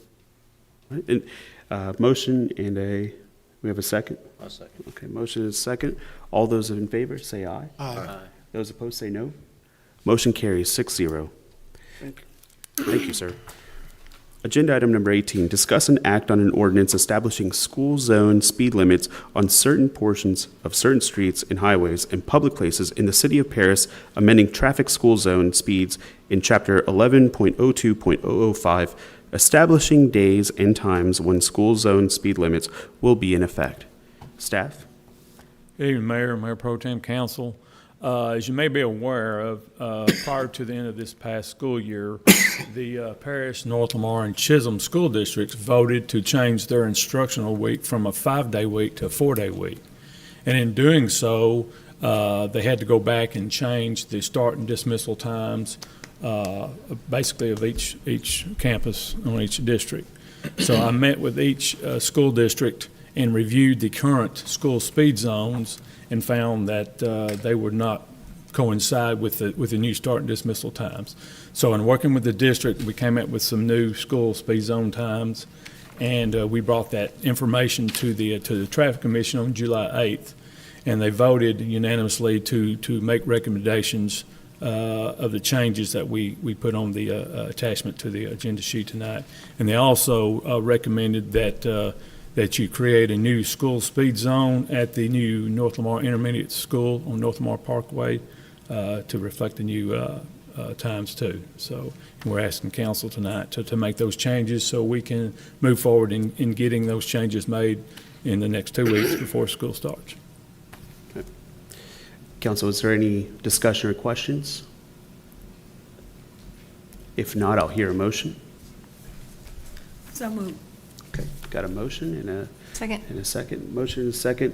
All those in favor, please say aye. Aye. Those opposed, say no. Motion carries 6-0. Thank you. At this time, I would like to go ahead and move up item number 24. Can I have a motion and a second to move item number 24 up on the agenda? Moved. Okay. Motion and a second. All those in favor, please say aye. Aye. Those opposed, say no. Motion carries 6-0. Item number 24, receive a presentation from Nathan Spalding about creating a public improvement district, PID, for the Forest Brook Estate subdivision. Staff, do you have a presentation? Yes, Mayor, Mayor Pro Tem, Council, we've asked Nathan Spalding to come here this evening. If you recall, on July 2nd, we had a special council meeting where we did have Samco and P3, who could be our PID administrator if this PID is created, come and create and present a PID presentation to you. It was an awful lot of information. We thought the next logical step would be to bring Nathan Spalding, the developer here, to talk about the PID and his development and how it could benefit the city of Paris. So we're thankful for having Nathan here tonight. He has submitted a PID petition, which will be the topic of a future council meetings. Nathan, please. Well, good evening, Mr. Mayor, Mayor Pro Tem, and Council. My name is Nathan Spalding with Lone Star Plan Developments. I'm the developer for the Forest Brook Plan Development and Forest Brook Estates. It's great to be here with you all tonight following last council meeting where we, as we just heard, a reminder again of the great presentation that was presented by Samco and P3 on public improvement districts, the ins and outs of public improvement districts, how PIDs work, and how they can be helpful. And I want to thank you all tonight for the time to speak from a developer perspective, kind of from the practical standpoint with the Forest Brook project as an example of how PIDs can help the growth objectives for Paris and help development become successful within the city. And so just to start off with just a brief history of the Forest Brook project, we always planned within our 200-acre PD to start with single family and get the rooftops going first before we focused our attention to some of the other zoning designations within the PD. And so originally for our Forest Brook Estate first phase, which is kind of confusing, everything on that document or on that one-page handout you see off of Jefferson Road, that's about just north of 59 acres of single family, 293 home lots is how it's laid out here. And so the original plan was to have the first phase within that 59 acres not be within a PID, and to wait and do a PID on phase 2, which is the remaining acreage of that 59 acres. And we got a bunch of pushback from that, not only from our home builders, but lenders, because as we heard last week, how common PIDs are, it could be somewhat of a red flag for home builders and lenders for a PID not to be involved in a sizable master planned community. because like we heard last week, they are common. It's actually really somewhat uncommon to have a sizable development not have and utilize a PID. So it can be a red flag, but we were able to overcome those concerns from lenders and home builders because back then, the numbers worked, at least for the first phase. And as we look back, it was probably a mistake not to plan for a PID from the very beginning. Because as you'll see here on that one-page handout, the first phase is within the southwest quadrant of that 293 home lots, that single family there in yellow. It's outlined in green. And then the second phase is all the remaining lots outside of that green boundary that's outlined in red. And so the idea was back then to have phase 2 have a PID because phase 2 is much more expensive. There's a lot more costs that go into phase 2 that we really didn't have for phase 1 at the time. But as we look back on that, it's really not the best way to do it. It's really not the fairest way to do it because you'll have phase 1 that won't have an assessment, phase 2 will, but they're all part of the same community. They're all benefiting from the same public improvements. So even taking financial viability out of it, it really probably was not the best way to do it, which was not in any way the city's doing. It was on our end, which we admit to that. And so fast forward to today, prices have skyrocketed, as I'm sure you're familiar with your Buncer City projects, to where we really need to do a PID, even that's including the first phase, to incorporate the first phase to make this financially viable from the beginning, and we can spread out the assessment for the public improvement benefit to the whole neighborhood. And so, I guess where and how do we apply a PID to this Forestbrook project that's almost over 200 acres? And so the idea is everything that you see on the south portion of the project, or the map there that's in yellow, the single family that's outlined in red, is to assess a PID within those boundaries of that 59 acres. And so the reason we would have it kept within that 59 acres is because even though there's single family on the north end, we really want to make sure that this PID goes well and we don't burden these homeowners with other infrastructure within the PD that's not crucial and necessary for this to be a success.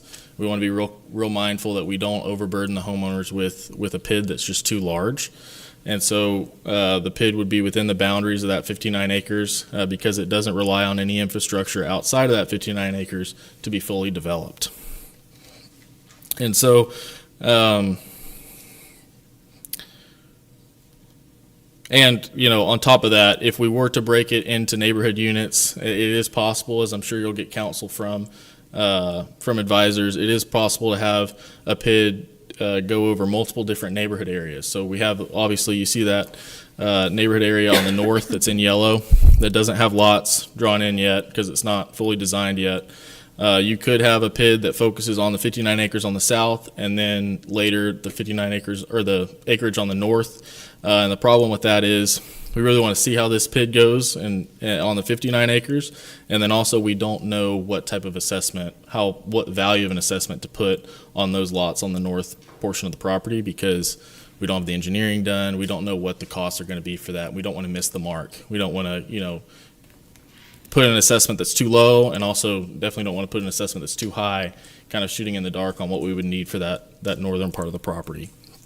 And kind of going back to the presentation we had last council meeting, there's multiple different types of PID bonds. They walked through 3 different types. 2 of them are assessed before any development has started. They're basically construction bonds. And then you have a reimbursement bond, which with a reimbursement bond, the developer writes the checks for all the infrastructure. They develop the property, and then the bonds are sold after the fact. And then the developer is reimbursed to, make the project go from upside down to, in the black to where it's viable after the fact. And so they spoke on how this is a less risky bond proposition doing a reimbursement bond. That's what we would propose here. And it's less risky for bond investors.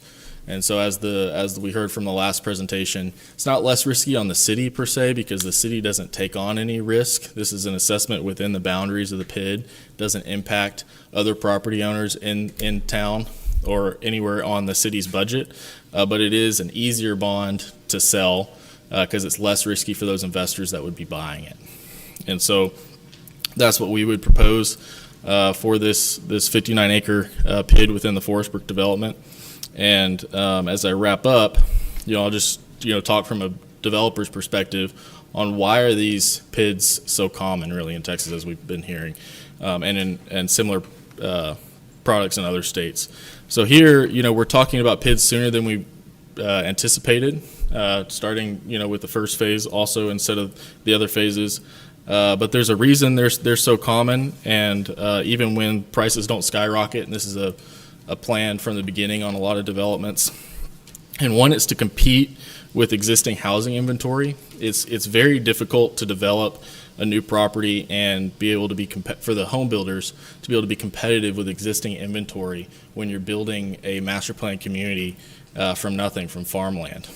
Because you'll have, when people are looking for homes, they'll go to a realtor a lot of times and they'll say, what's existing inventory out there? And they'll go to the listings and it'll be a solid dollar amount, X amount of what that home is going to cost for them to buy that existing inventory. And the same thing is going to be applicable here within our development, but from a sales office for these home builders. And so they're going to go in, they're not looking at lot prices. We heard a gentleman the other night, I believe was a civil engineer, asking a great question as to, if a individual is going to buy a home lot and then they're going to go find a home builder to build on that lot, if they're already buying the home lot, where does this assessment come in? And it comes in because if without a PID, the lots that we would sell to home builders, we wouldn't sell them to, they're not being sold to home buyers that then go out and find their own home builders and build custom homes.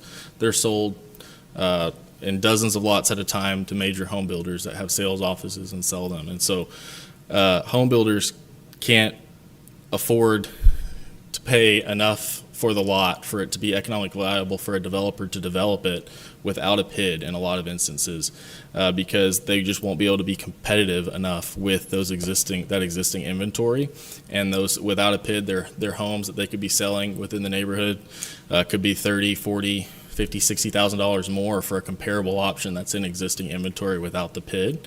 And where the PID comes along, it allows that price to be spread over a 30-year amortization, where they're paying maybe 5-6% of what their mortgage would be monthly towards that PID assessment. It makes these developments economically viable for not only home builders to be able to be successful and sell these homes, but for home buyers to be able to purchase them.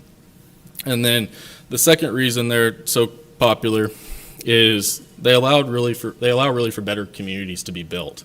Depending on the size of a development, it varies in the different types of amenities that can be afforded through a PID. When you have your homes developments that are 2,000, 3,000, 4,000 homes within a development, can have some really substantial amenities, big, huge networks of walking trails, big pool and clubhouses. When you're talking with smaller developments, like we're looking at here, which is a big step for Paris, but in the grand scheme of things, when we look at other PIDs, it's on the smaller end. It still allows us to have a better product. And so something that we're looking at in conjunction with talking with the city on what this would look like is when the PD was previously passed in 2022, we got an allowance to do asphalt streets to try and make the economics of the deal work. And something we could do, for example, with this PID is to switch from asphalt to concrete streets and have a higher end finish within the neighborhood. It also allows for the possibility for a pocket park within the neighborhood, and to take some lots away and incur that cost and have a nice park that everyone in the neighborhood can walk to through the sidewalk network within the development. And other amenities, such as fountains potentially for landscaping that we wouldn't otherwise be able to do. And so that's another major benefit of the PIDs from a development perspective. And then third, kind of from a developer angle, is it's for all the reasons we've discussed, or I've discussed tonight, it's really necessary for large growth, especially for what Paris is looking for. This is new, I understand, to Paris, but as we heard from last session, it's not new to Texas in any way. It's very uncommon to do a master plan community really without one. And with the housing study that we also heard about and where we're looking to go, I'm excited to be a part of potentially the first PID in Paris to kind of get that experience with PIDs, because, like I said earlier, it really can be a red flag for getting projects financed on the construction side, and then also having home builders come in on such a large scale, a tract home development like this without a PID. And so I feel, just from a developer perspective, once the city gets some experience with this, it's really going to kind of unlock the demand that Paris is looking for housing as far as large tract home developments. Having the experience with a PID will allow future growth and the type of single family density that Paris is looking for. And then finally, the next steps, what's next? And so as far as the Forestbrook project goes, and really with PIDs in general, the first step is the developer presenting a PID petition to council. And so we plan on presenting the PID petition on August 12th. And so what the petition does is basically it starts a statutory clock that has to start ticking for 30 days. And so once that petition is presented, it allows council to consider a PID at least 30 days later. So that would be September 9th. And it does not you can talk with council and advisors, don't take my word for it, but it doesn't bind the council or the city in any way. I could disappear. You could never see me again after passing the PID petition on August 12th, and there would be no repercussions for it. It doesn't take away negotiating power, doesn't bind the city in any way. It just allows you to consider a PID 30 days later. And so that's what we plan to do, is present that PID petition on August 12th. And but even before and after doing so, work with the city to discuss drafting and creating a PID that could be presented to council 30 days later for your consideration. And so that's kind of the time frame of next steps, creating the PID petition, which would allow your consideration for a PID after we're able to work with city staff for your consideration at least 30 days later. And with that, I don't have anything else, but I appreciate your time and being able to hear from our perspective with Forestbrook on how PIDs can be helpful and what we need for this project to get back on the rails and be financially viable from the beginning, and start it correctly so the whole entire neighborhood is assessed equally with a PID, and it's in a fair fashion. But with that being said, I appreciate your time, and I'm happy to answer any questions that I'm able to if anyone has any. Council, any questions for Mr. Spalding? Not necessarily Mr. Spalding, but to Interim City Manager Vine, what is the risk to the city to create a PID in a project such as his? There is no risk. If in the presentation that was given earlier this month, yeah. If a PID does go out and the bonds are sold, and for some reason you default, the city is not held liable for that. Okay, so it's no cost to the city at the end of the day. Correct. And what even if it goes through. Yes. So, and what we will do is we will bring in our consultants, Mark McCliney and P3, and to answer those difficult questions. And that's why we want to take this slow, because it is new to Paris, and it does have a lot of perception that there are issues or could be issues with the city if it doesn't go through. The developer wants to see this work. We want to see this work. So both of us will do our best to make sure that this does work without putting the other in jeopardy or dragging the other down. Okay, because that was my stance when I was looking through this, is that, we need to go slow on this and not jump into something. Yes. Thank you. Agreed. And just for council, I'm sorry, if you have a question, go ahead. I was going to give our next steps. Go ahead. Oh, I haven't seen all the details of the project, but mine is always just, I want you to be able to sell the houses. What is the average price are you thinking of, or the range of prices of the 293 homes? Have you gotten that far as far as? Sure, yes. So, thank you. That's a great question. And so, from our entity as a developer, some developers also go vertical, especially with multifamily or commercial. But a lot of single-family developers, like our company, doesn't do the home building. And so, like I mentioned earlier, referencing home builders, we develop the infrastructure, develop the lots, and sell those lots in large quantities to home builders. And so it's kind of difficult to know exactly where they're going to land with their home prices. But they're one of the home builders is a large regional builder in North Texas that has a sister company in West Texas. It's called Beaton Bow Homes, and they really specialize in starter homes between the 1,400 square feet and 2,400 square feet homes. And then we have D.R. Horton that's purchasing the rest of the models that have, or rest of the lots that have a larger variety of floor plans. They have 2-story homes and some larger plans, and so it's difficult to know exactly what they're going to land on with their home prices, depending on how big the home is, obviously. But we're expecting them to be really competitive in the mid to high 200s.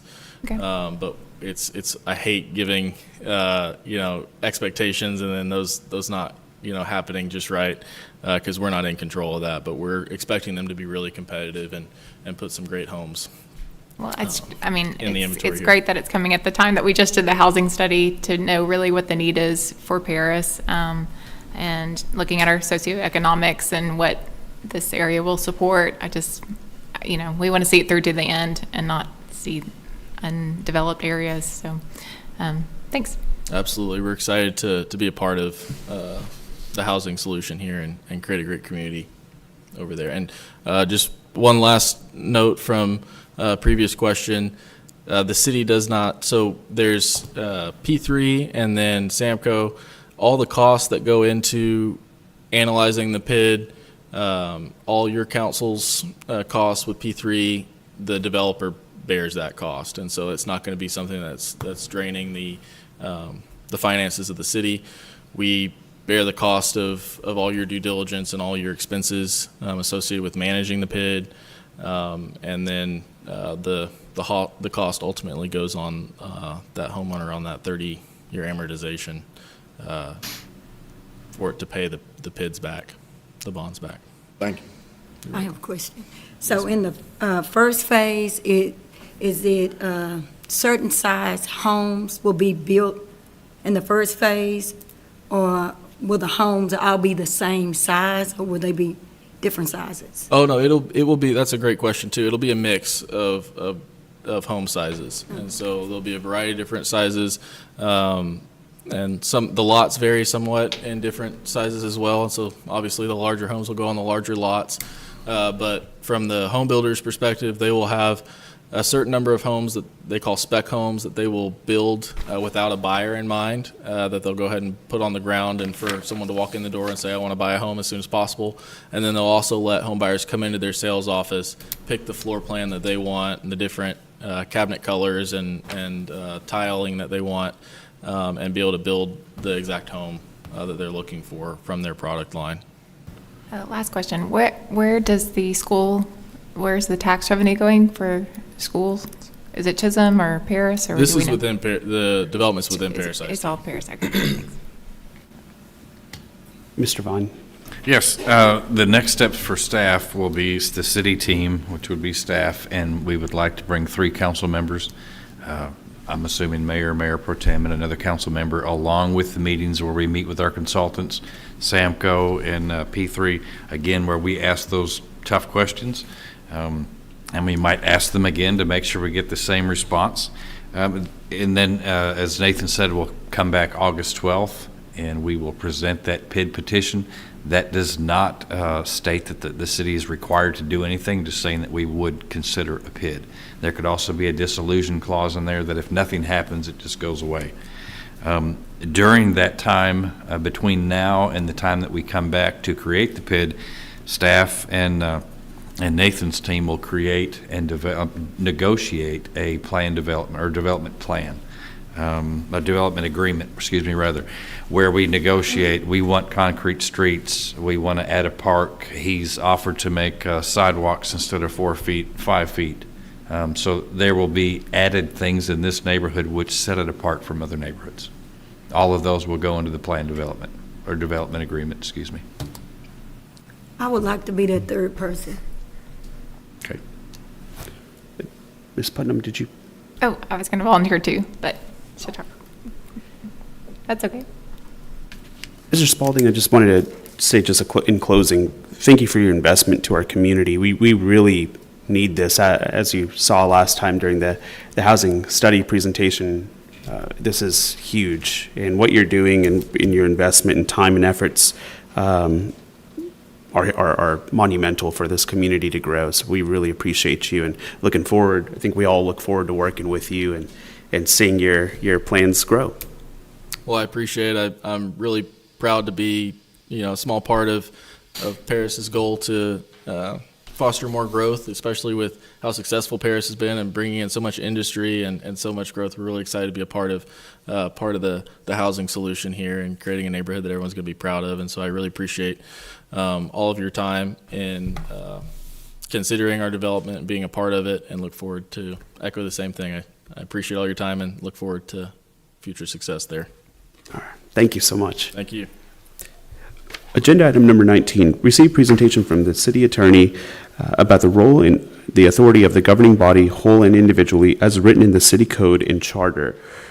Ms. Harris, do you have a presentation? I do. Mr. Dabbs is the remote.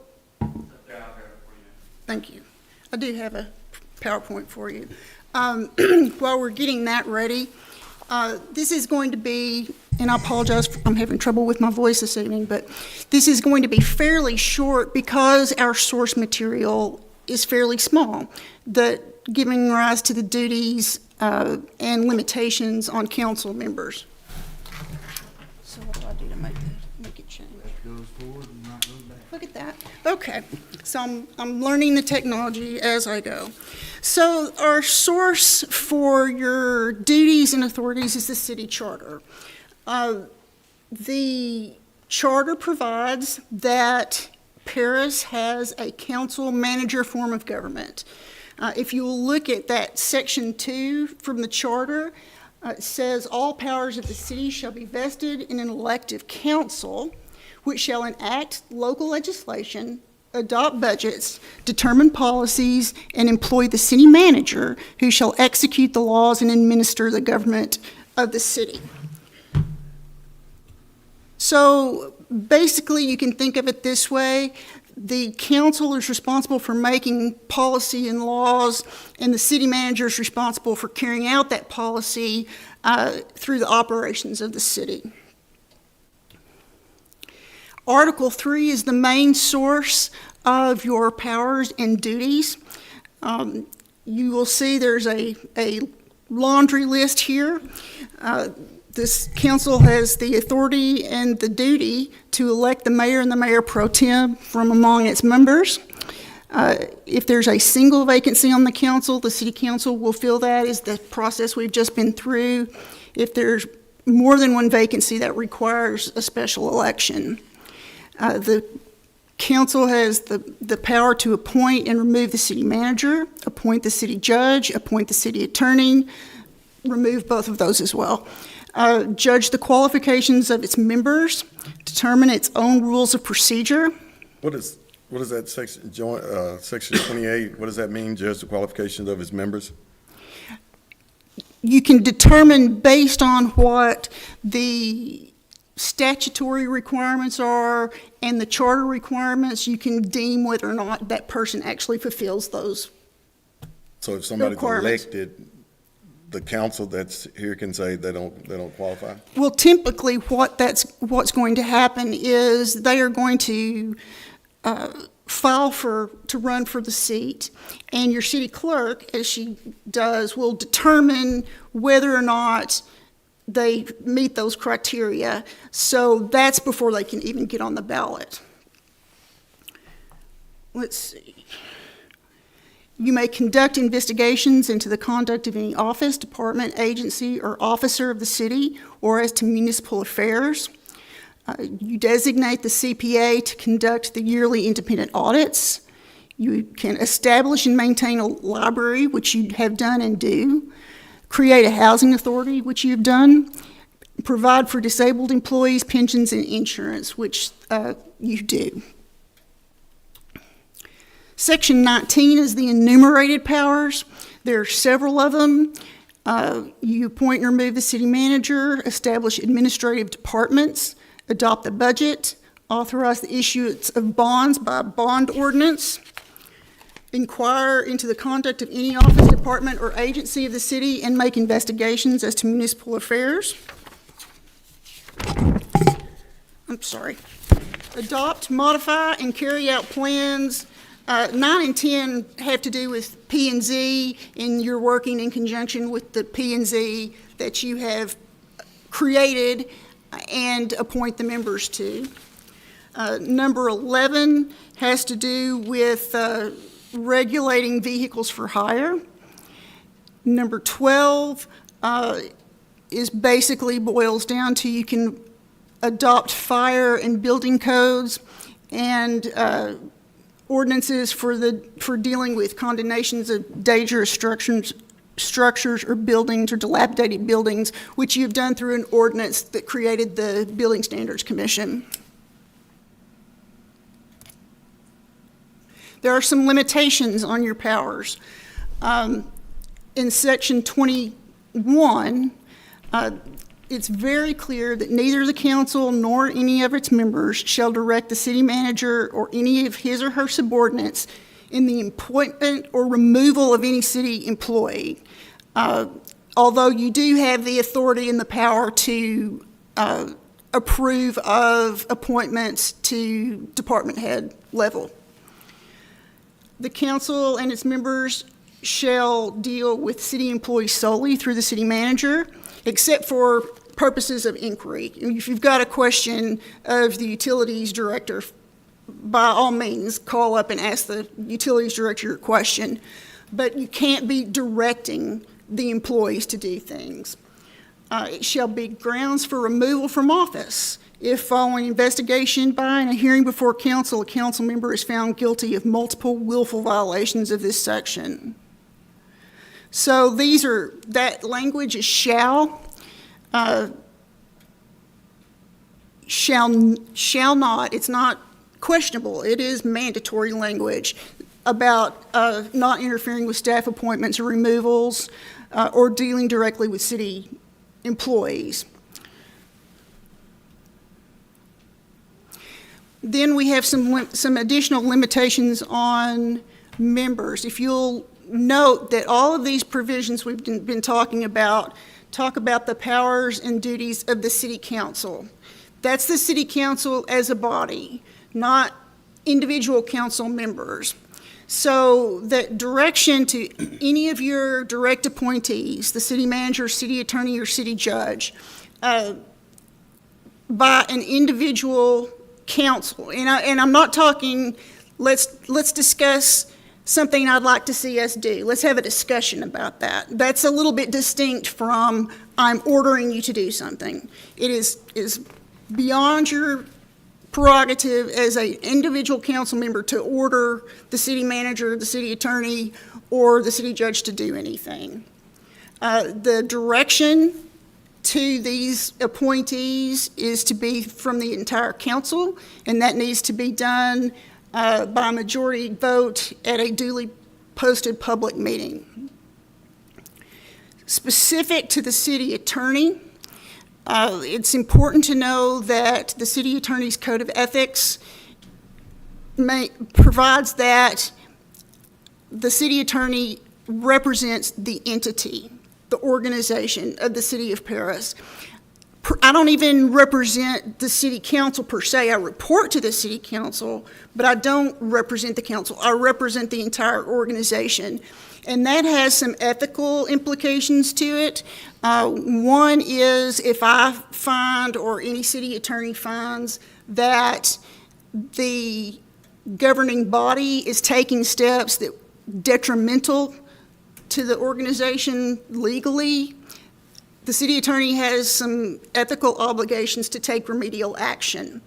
And that could be appointing another attorney to look into it. There are different things represented on this slide that are potential remedial actions. Because the city attorney represents the entity and is directed by the entire council, it is inappropriate to call the city attorney and ask that your conversation be confidential from the other city council members. The city attorney can't do that because the city attorney doesn't represent the individual council member. That's not the client. The client's the entity. This is a little out of order because now that I know how to push the buttons, I didn't get them in the right order to begin with. You do have a duty to attend the meetings. This was included in the last charter amendments in 2022. You are required to attend at least 75% of the meetings in any year of your term of office unless otherwise excused by the remaining members, with a year being measured from the first meeting in May to the last meeting in April. And no, I haven't done the math as to how many meetings that is. How do you get it excused? I think you would come to your, and if you remember, we didn't talk about putting that in the charter exactly. I think that came up when we were talking about that amendment. But I think what you as a council can do is come up with a procedure for requiring, or for asking for that being excused. Because the council is in charge of its own rules of procedure. And for that to be excused, there would probably have to be an item on the council, at the meeting? That would be a good way to do that because you're acting as a body. Right, okay, thank you. Okay, back kind of in the order of what we were talking about. There are some special considerations with respect to the municipal judge because he is a judicial official. It is inappropriate for council to try to give direction to the judge about any of his judicial duties. And that means you can't tell him how to decide a case. You can't tell him how he should be conducting his court. You can't tell him how to manage his docket because those are all core judicial functions, and his code of ethics prohibit him from being directed that way. He is also a department head, so in that respect, you have the ability to approve his budgets and deal with purely administrative kinds of things.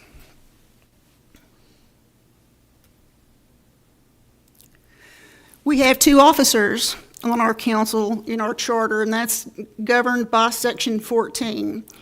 And as you know, you, as a body, elect your mayor and your mayor pro tem at that first meeting after the election in May. The mayor and the mayor pro tem shall serve at the pleasure of the council. So that means, God forbid, that if a majority of the council is displeased with the conduct of the mayor or the mayor pro tem, the council could remove the mayor or the mayor pro tem and elect somebody else. So to my knowledge, that has never happened. And, you know, if we're all living right, it never will. The charter provides some guidance as to what the duties and authorities of the mayor are. There's not much mentioned about the mayor pro tem because the mayor pro tem's job is to step in when the mayor is unavailable. So when the mayor pro tem steps in, then his duties are the same as what the mayor's are. Section 17 provides the duties of the mayor. She'll provide at meetings. The mayor is the head of the city government for all ceremonial purposes and for purposes of martial law, and hopefully that never comes up. The mayor votes just the same as any other council member. and the mayor pro tem acts during the absence or disability of the mayor. And if a vacancy should occur, shall become mayor until the next regular election. There are a couple of statutory duties that the mayor is required to fulfill. The mayor is the head of emergency management for the city, and the mayor appoints members to the board of directors for the housing authority. That's really pretty much it in terms of duties and powers of the mayor.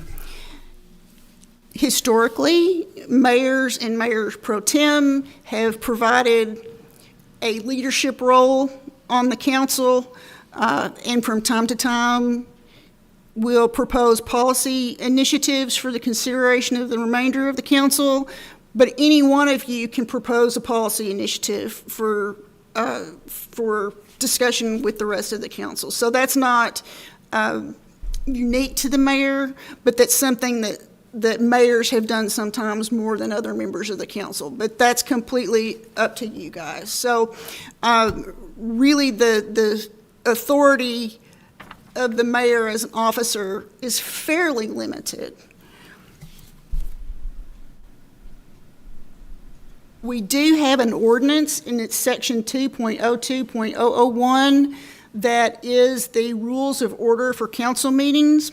I didn't put everything on a slide. I did send it to you by email so that you would have a copy of it for reference. It basically talks about how you're going to run meetings. Because the council is the determinant of the rules of procedure for the council, anytime you could put on the agenda to amend this ordinance, to amend your rules. That's completely up to the council. And that's all I have. Like I say, there's not a whole lot to say because the source material is very limited, but I'll be happy to take any questions you might have. I appreciate you doing this. It was very informative, I believe, and very thorough, so appreciate you for doing it. It's very needed as well. Well, thank you, and if anyone ever has any questions, certainly call me and I'll be happy to address those questions. Thank you so much. Right, so we will now move on to agenda item number 20, discuss and possibly act on an ordinance, amending ordinance number 2019-045 to enlarge the board of directors of tax increment reinvestment zone number 1 from 5 to 7 directors. Staff, do you have a presentation? Were you going to do that? Okay. Mayor and Mayor Pro Tem Council. So the last meeting that the TES board met, they discussed this issue and realized that it would be better for the enlargement of the number of members on the board. In that way, it will give the community a much more expandable coverage representation on the board, and that is what is before you today. So they want to move it from 5 to 7. And I believe that was unanimously recommended by the TERS board because the number of directors was set in the creating ordinance. We just have to amend that ordinance, and you have an ordinance in front of you that does that. Correct. Okay. Is there any discussion or any questions? So I have a question. Why can I get a little more clarification on why do y'all think that it need to be more? I think the idea is to kind of expand the talent pool available to make these decisions, and because potentially, I mean, there's not a ton of money in the fund right now, but potentially you're doing things like talking about issuing bonds, and there may be, at some point there is going to be money there, and the idea of having more people there to make those important spending decisions. And another thing, I don't know that it was necessarily brought up at the meeting, but Most of our very important commissions are 7 members: planning and zoning, building standards, PDC are 7 members, and this would make it the TERS board consistent with that. I'll piggyback off that also. This is a really interesting board, which is, I mean, it's awesome that we have a TERS board. That gives a lot of input from our citizens to be able to have that, that opportunity to be able to decide, hey, how are we going to spend this money, and how are we going to legislate this finance, this money. So I think that this brings up a really great opportunity for our community to see this, but also, since this is a new process for all of us, I believe this is the first TERS we've ever had in this city. It is. Isn't it? Okay, so it's been a hot topic, and there have been some great folks that are qualified that I think, which we've seen all their resumes and whatnot as we've gone ahead and appointed them. This would be a fantastic opportunity, I believe, to have an addition. Now, as it sits currently, there are 5 members, and 2 of them are from the staff, city staff, that are appointed by the city manager previously. And then the 3 are appointed from council, from the community. And so that's 5 in total. And I know we're going to discuss that in the next agenda item too, but at this time, I was really heavily leaning towards 5 in the beginning, but seeing the opportunity that we have with such talent that have applied, I see no reason for that 7. And also the other thing that crossed my mind a long time ago is this is some dense material to have to go through. But seeing the qualifications of those and the interest of those that have applied, I think that we wouldn't really have much of an issue. Statutorily, the bare minimum number of members of the board of directors is 5. So we're sitting at the bare minimum. You can go up to 15, which I can't even imagine a 15-member board and how long those board meetings might take. But 7, again, is a good number, and it makes it consistent with our other boards and commissions.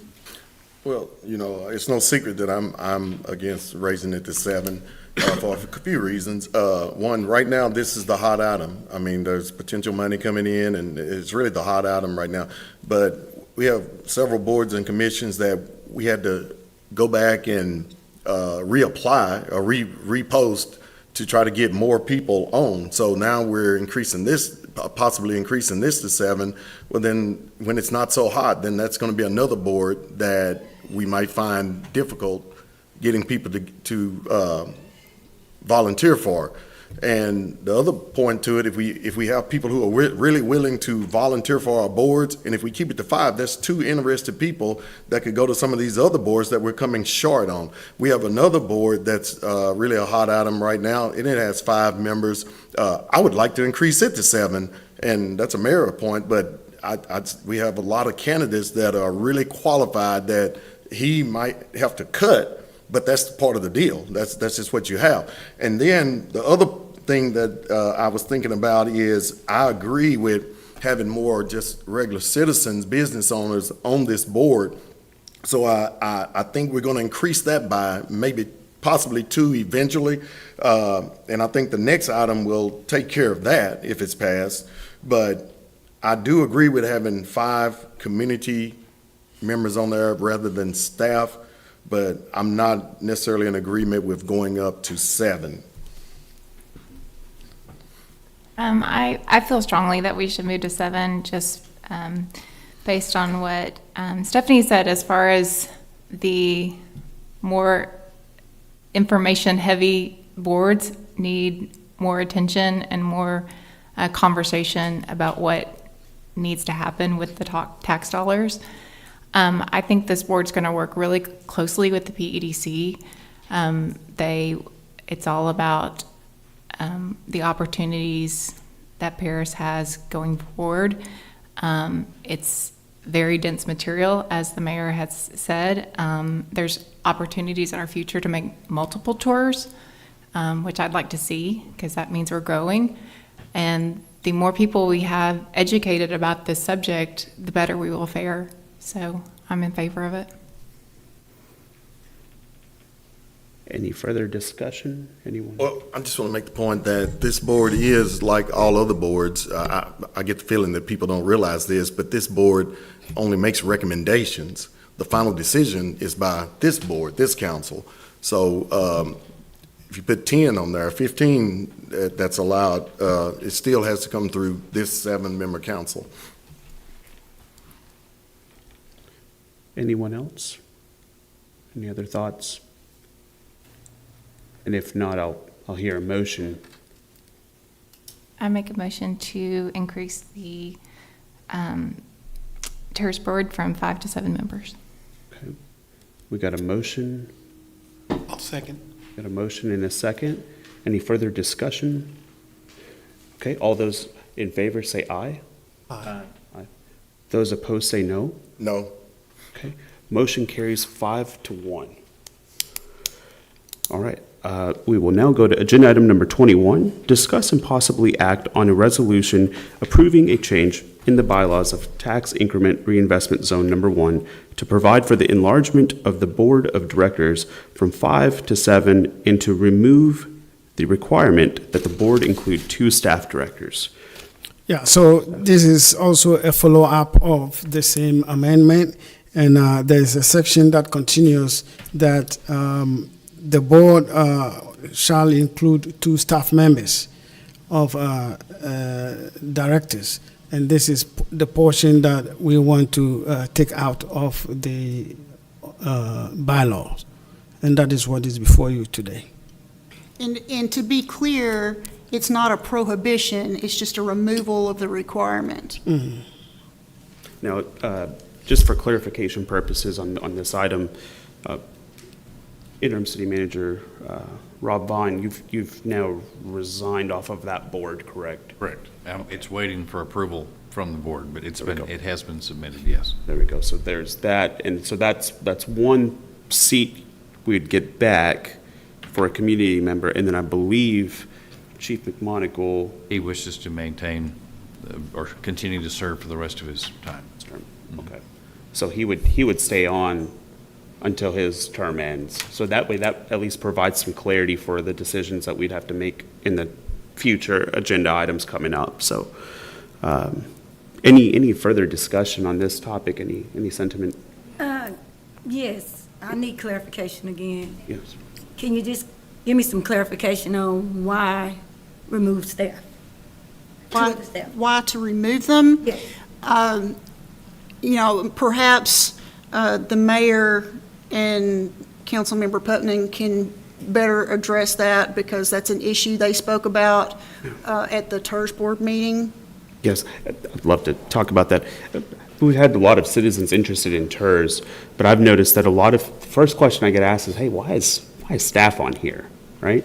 And especially being, 2 of the 5.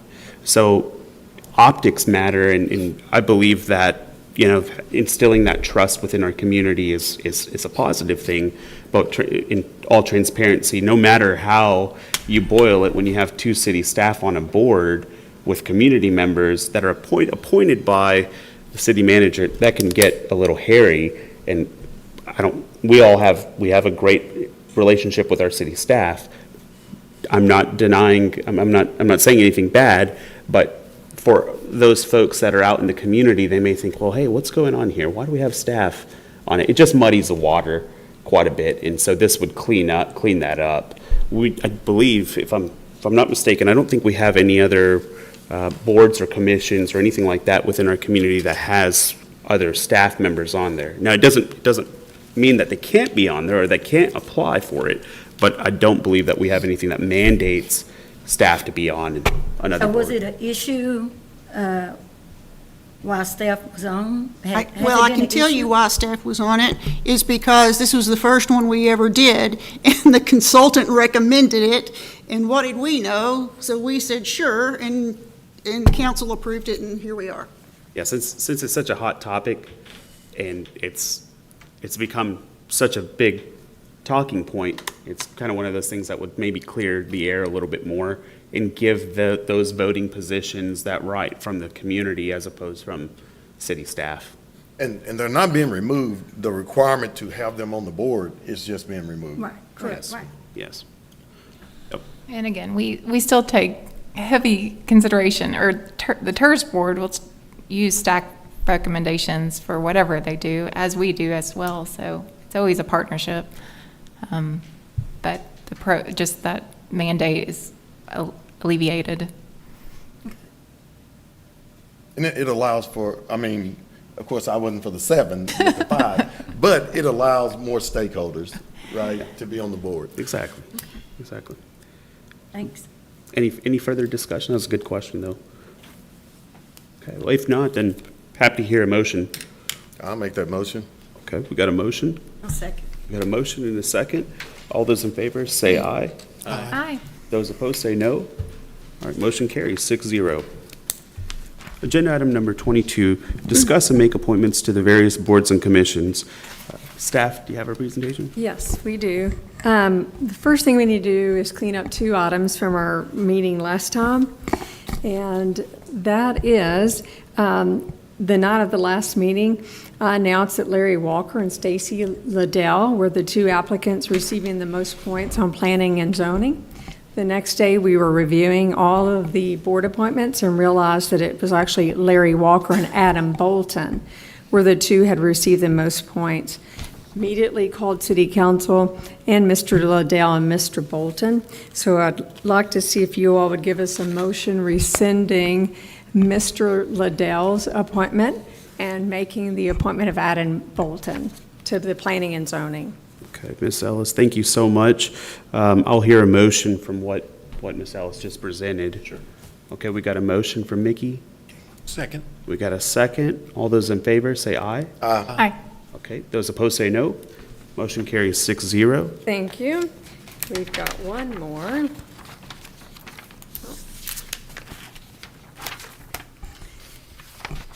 Okay. Plug Clem had applied for several boards. We actually appointed him to 2 boards. One was the Traffic Commission and one was the Board of Adjustment. His preference is the Board of Adjustment. So we would like to ask you all to rescind the appointment of Plug Clem from the Traffic Commission. All right, I'll hear a motion. Move. Okay, we got a motion and a second. Okay. All those in favor, say aye. Aye. Okay, those opposed, say no. Motion carries 6-0. All right, and then now if we can go ahead and proceed with the remainder of the appointments, what I would like to do to make the appointment process a lot easier, if you'll bear with me for just a moment as I pull up my notes here, I'd like to go ahead and start off with the Housing Authority appointments that the mayor has to make. And I would like to go ahead and appoint Stacy Liddell, Joseph Nelms, Jenny Wilson, and that would be the 3 community members, and then the resident that we'd have to appoint is Bill Harmon. And so that should make it a lot easier. That way, Mr. Liddell is already seated on board. Yes, thank you. No problem. All right. Okay, next is the Band Commission. And re-advertising did help us. There is 1 vacancy and 2 applicants. And I'm going to pass out the ballots.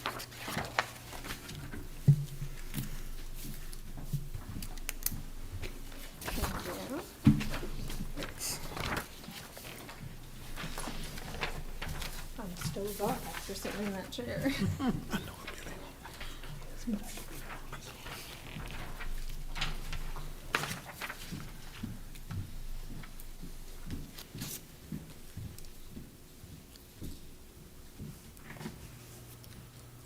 That this is just a reminder, the higher number, like let's just say if there's 2 candidates, your number 1 position that you want to appoint, they're going to get the 2, and then the person that you'd say, hey, should go second, gets 1.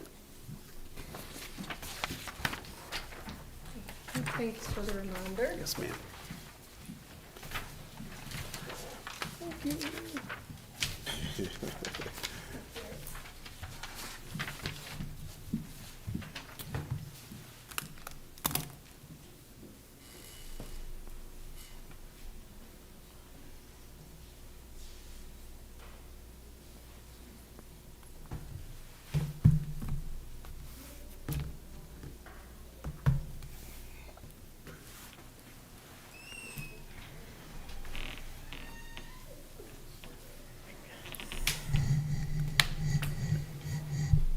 So, quick question while accounting. Yes. For commissions, you're only on one, you're not allowed to be on two, period, whether that's housing or whatever. So Stacy Liddell is now. He would be eliminated from all the others. Yeah.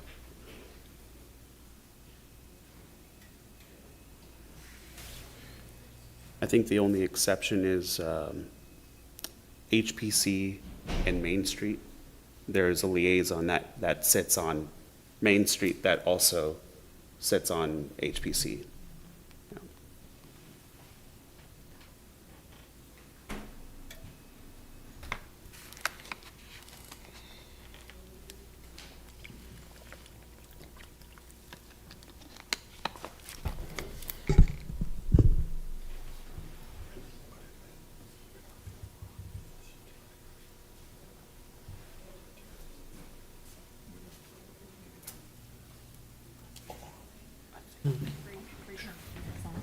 It's pretty chilly.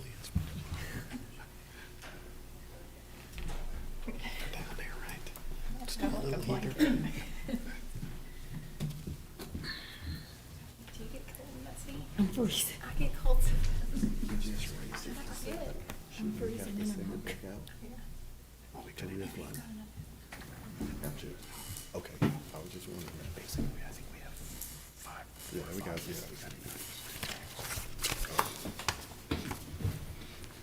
We're waiting on Mr. Ellis.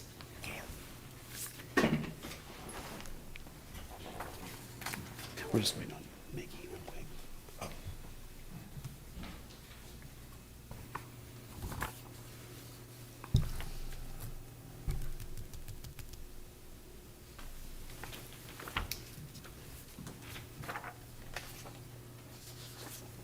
All right, Miss Ellis. Okay. We have a tie. Both of them have this. So the only thing that I can offer or to tell you is that Mr. Myrick is currently on the band commission. So you all are going to just have to make a motion and vote. Unless y'all have any other suggestions. Anyone have a? I make the motion that we put Mr. Myrick back on the band commission.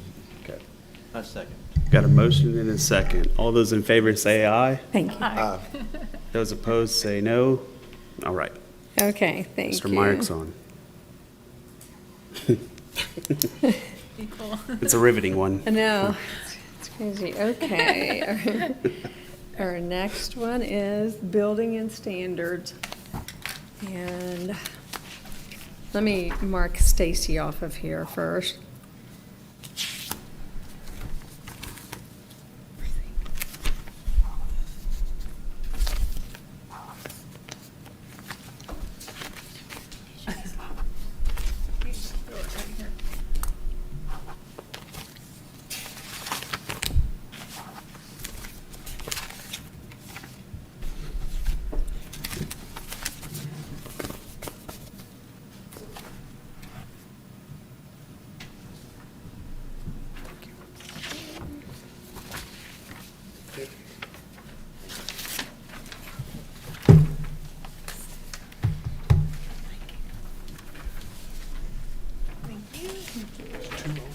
Two openings. And I think they're both alternate positions, but there are 2 vacancies. ESC Yes. doesn't have alternates, does it? Okay, then it's not, that's the next board. This is, yes, that's right. Thank you. You're welcome.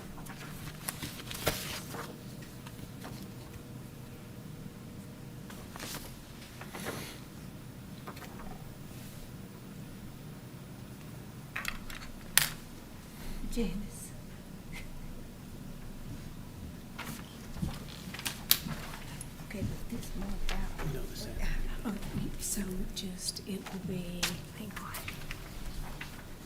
There's A couple of them, I think they're pretty, yeah, I don't think it matters, so, yeah.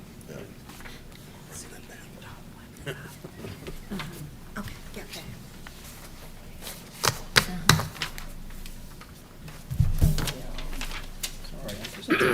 Hey, that's okay.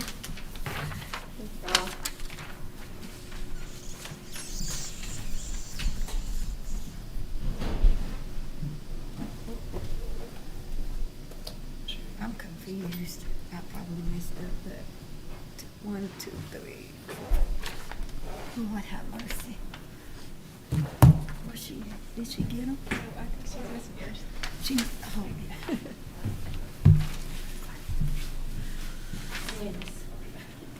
She was, I hope I did it right.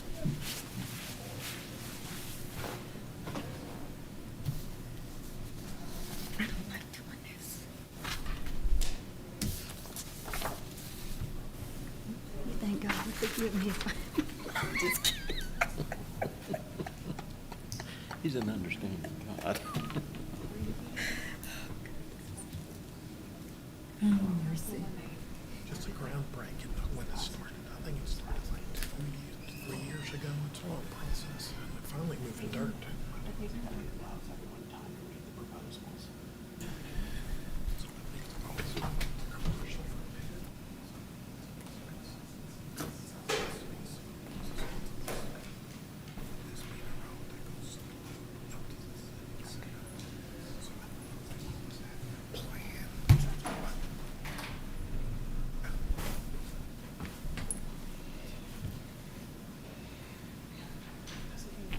He's Pastor Savage. Gary, you call me Pastor. Yes, I do. Call him Mickey. You're Pastor. Call me Gary. You're Pastor. Actually, she says He's a pastor. He thank God Your to forgive me. word, Mickey, your words sure are big there. He thank God to forgive me. I fast. I don't supposed to eat after 8. I'm on a fast. That's on you. That's on you. Don't put God in that. I'm fasting. Sometimes, most time I don't. Now, I used to, now I don't. Well, I use 18 when I, well, no, I use 16. Do you? Yeah, 16. I'll go as high as about 22. And I don't want all Yeah, yeah. Well, you wasn't no help, Pastor. You wasn't any help, Pastor. He did help me out it out. I made a mistake. I said I drink a lot of water. Yeah. I said I wasn't gonna eat before. I was gonna go after. That was a mistake. I should have already eaten. What time did Catfish Kings close? Are they open on Monday? Oh my goodness. Where else can you get fish today? Right around 30. Thinking I messed up on my voting. I know I did. That's all I was telling Gary. It's what I feel like I do with this. It's going around. Everyone's got this gunk. Yeah, not open.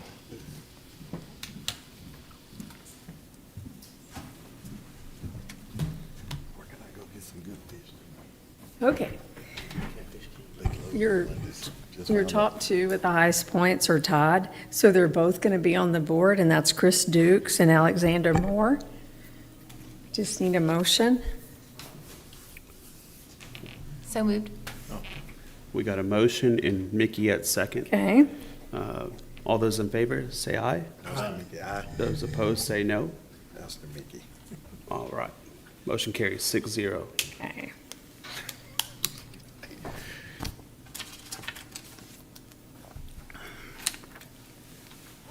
Okay, next is the Historic Preservation Commission.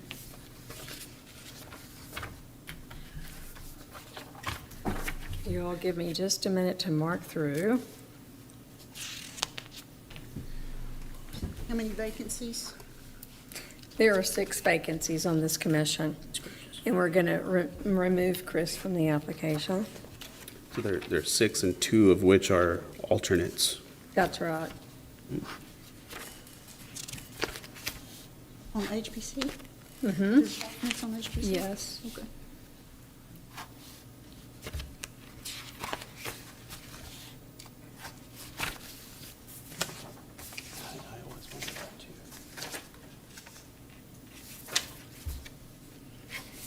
And this board is, if you all remember, Glee Emmett got up and spoke. There is a provision that one person that serves on Main Street should be serving on HPC. She is a person that has applied. There is Harley Draven has also applied. And I don't see her on, scratch that, I don't see her on the HPC application. So we'd ask that you consider giving Glee Emmett, placing her in order to keep with the ordinance. It's one of the, in fact, it's probably the only board that has a dual membership for HPC and Main Street. Thank you. So it'll be 7 points for your eyes. It's another one of those. Thank you all.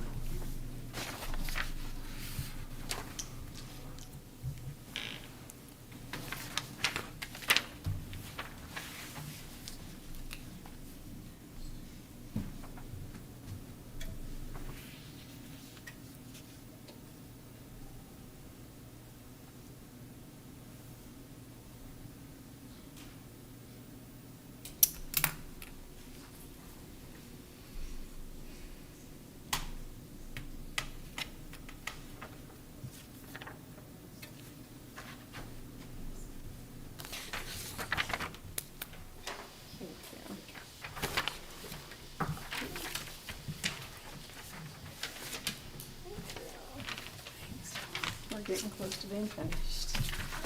Thank you.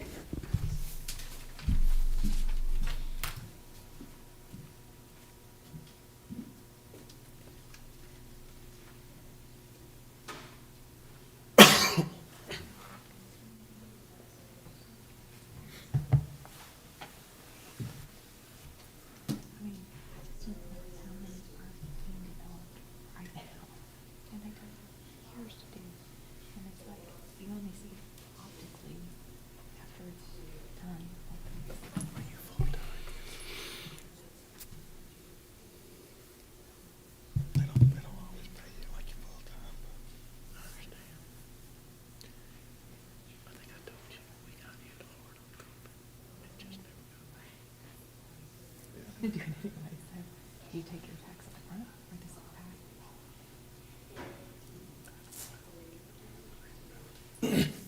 You know, right before COVID, we had 60. You know, we got a small church, but it was growing. And after COVID, if we get 45, we're doing good. Yeah.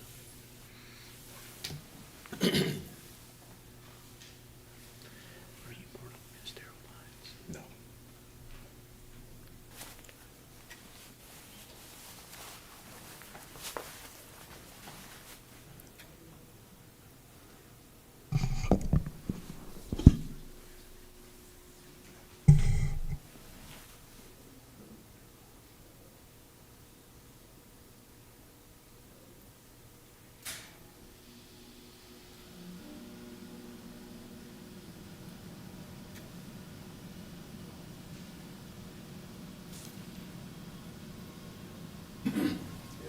Sounds good.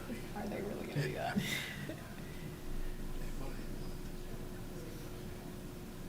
know.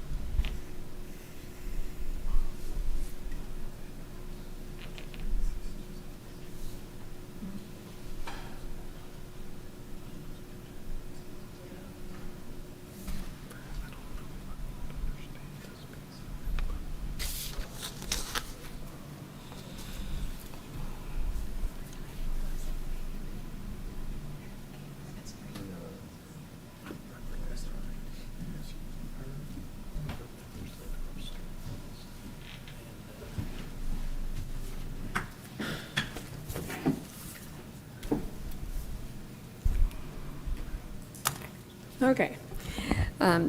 There are 6 vacancies. You're going to have Roxanne Hadley as an alternate and Ryan Matthews serving in an unexpired term. And then Matthew Coyle, Glee Emmett, Linda Knox, and Kelsey Turk serving in regular positions. Motion? Make the motion that we approve. All right. We've got a motion and a second.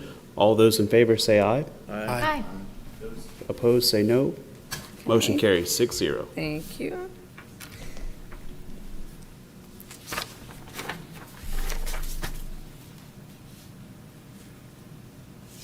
Okay.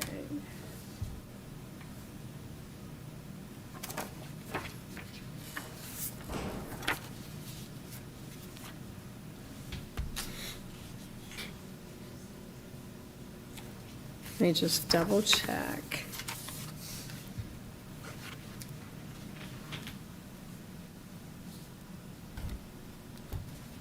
I think. I'm double checking the Oh, next yeah. group because I want to make sure we get them all. I believe you said Roxanne Hadley and Jeremy Wilson on that last one, correct? They were seated on that last. Let's double check. Just so that way that could I just easily want to check make off. sure. On the HPC, Mhm. yes, Roxanne Hadley, so we can take her off of Main Street. And it was, did I hear Jeremy Wilson somewhere in there? I'm looking. Okay.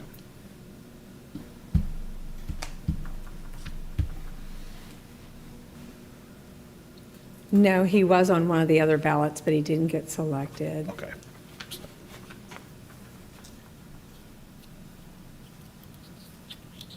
It's Sequoia Bruce. Okay.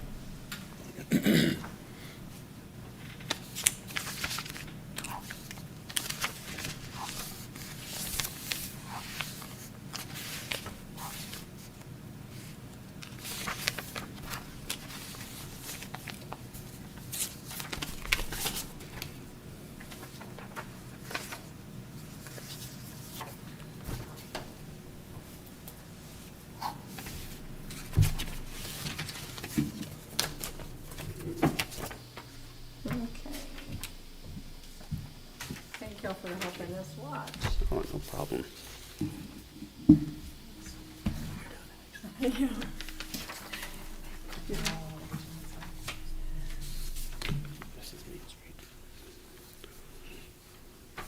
Promise we're getting closer.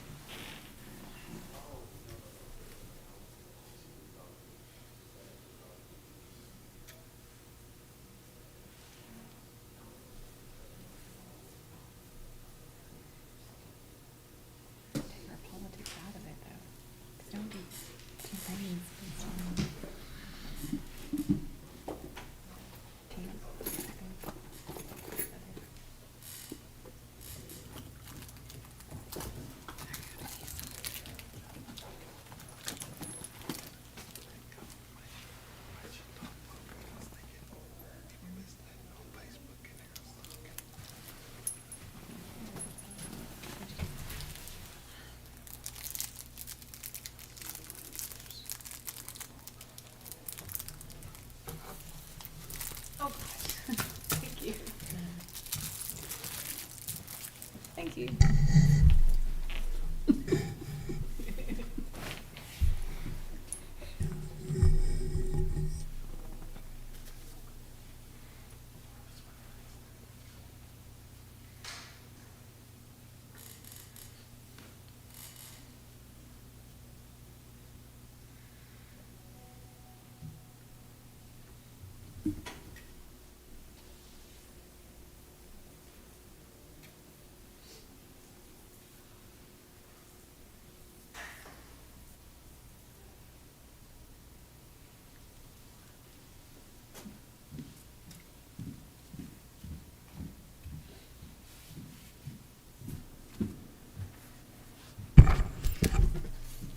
Okay, on Main Street, the person receiving the most points is Kevin Moore. We just need a motion. Moved. Motion and a second. Okay. All those in favor, say aye. Aye. Aye. Those opposed, say no. Motion carries 6-0.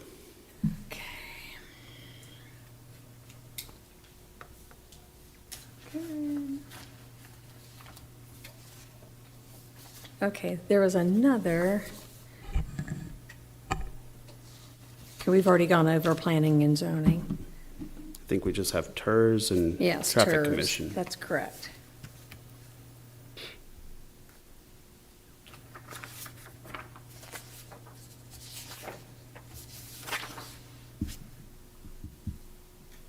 Okay, Chris Dukes, we mark him off. And let me double check on building and standards.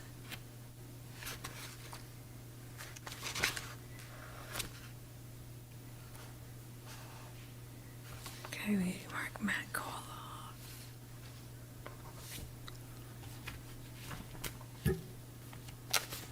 I'm marking Matthew Cole and Chris Dukes off.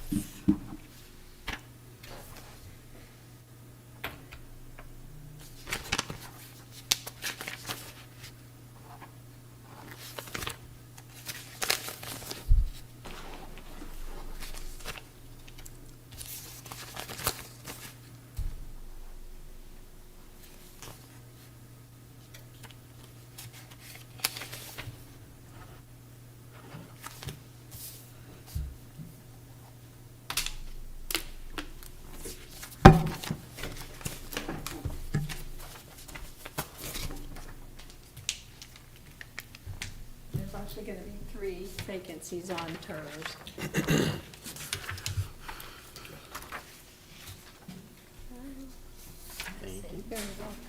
So, Because y'all increased the number, yes.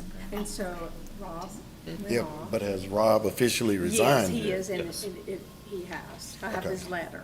Okay, all right. We don't have to approve anything for him, correct?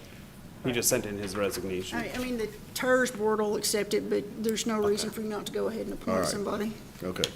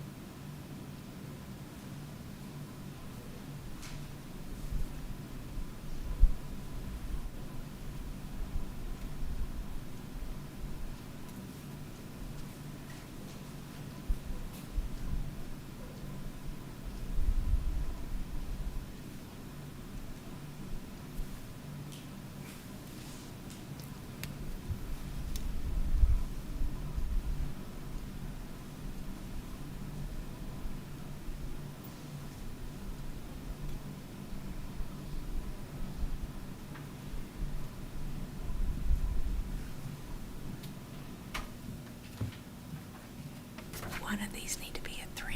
Oh, sorry. It's okay. Or whatever you want. This one? Okay. Thank you. There.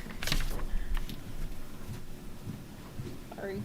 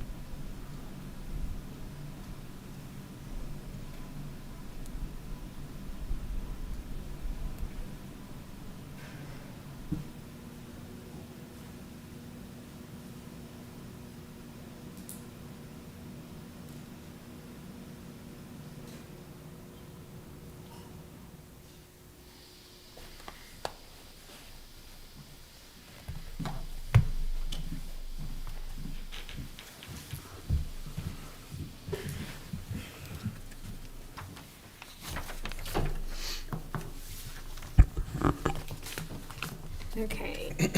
On the TERS board, the 2 that will serve in the full terms are Dylan Cecil and Miles Matthew, and those terms will end in 2026. And then Pam Norwood will fill the unexpired term of Rob Vaughn, which ends in 2025. That keeps the board staggered. Do we have? It's just a Oh, yeah, we motion. need to make a motion, yes. Make a motion to approve. Okay. Second. Got a motion and a second. All those in favor, say aye. Aye. All right, those opposed, say no. Motion carries 6-0. Now we just have the Okay. Traffic Commission, correct? Yes. And there are 4 vacancies, 1 person left, and so it's Jeremy Wilson. The other lady was appointed, so if you all would appoint Jeremy, and then we'll continue advertising. So moved. Second. Okay, got a motion and a second. All those in favor, say aye. Aye. All right, those opposed, say no. Motion carries 6-0. Okay. Would it be possible that we reach out to those that weren't seated on any of these? And Yes, maybe that- they might be, That's actually what we did this last time, plus re-advertise. But we'll just keep working on it. I understand that there's several on the Traffic Commission that said that they would reapply. They haven't. in talking to Assistant Chief Tuttle, so I will personally reach out to them, and Scholar will as well. Perfect. And I think we have the Board of Adjustment. I think that's our next agenda item.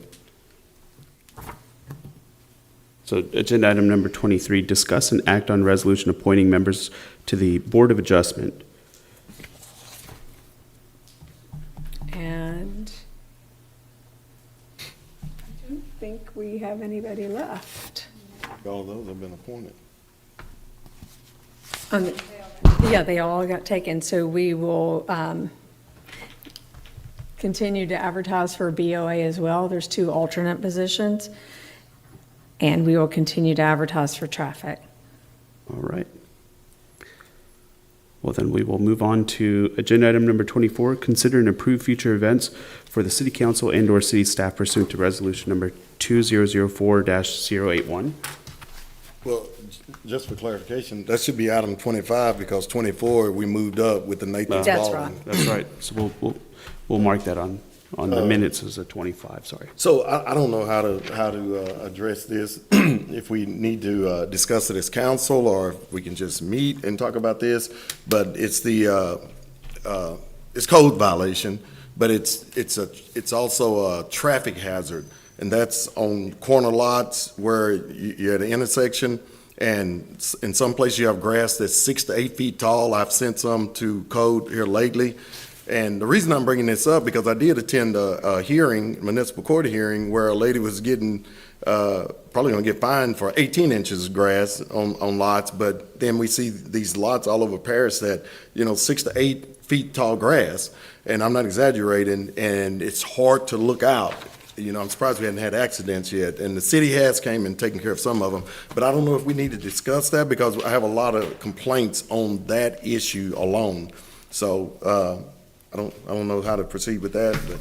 I would just make a recommendation that you continue to forward that to code enforcement, case by case. I think that's an easier way to address that. Okay, I didn't know if everybody else had, the reason I brought it up here, I didn't know if anybody else had been seeing that same thing, if it's something that we really need to address. I've You had did? it. Yeah, I've had quite a few too, and I've just been pushing it forward to code enforcement. So. okay. All right. I had 2 items. So earlier we had a discussion on selecting a search firm to fill that city manager position. I would like to gauge the temperature of council and see what your thoughts are on, one, we still need to get the proposal from SGR, correct, Mr. Vine? Yes. So depending on that, I'll be very honest with you, I think this is a urgent matter that we need to move on. The next time we meet is on the 12th, which is another 3 weeks. I would like to see if we can, if council is amenable to potentially having a special meeting to select a firm and just what date would work. I'll remind you, because I needed to do this anyway, that you have a special meeting scheduled for August 5th anyway, as part of that disannexation item. And the only thing on that agenda, to my knowledge, is the public hearing. A lot of times, nobody even shows up for those. I mean, you never know. But if you wanted to do it on the 5th, we've already got a special meeting scheduled. With the search firm, I know I talked to Sandy a while back, and she talked about how hard it is to fill finance director position. Is there any interest in adding that to the scope of the search firm?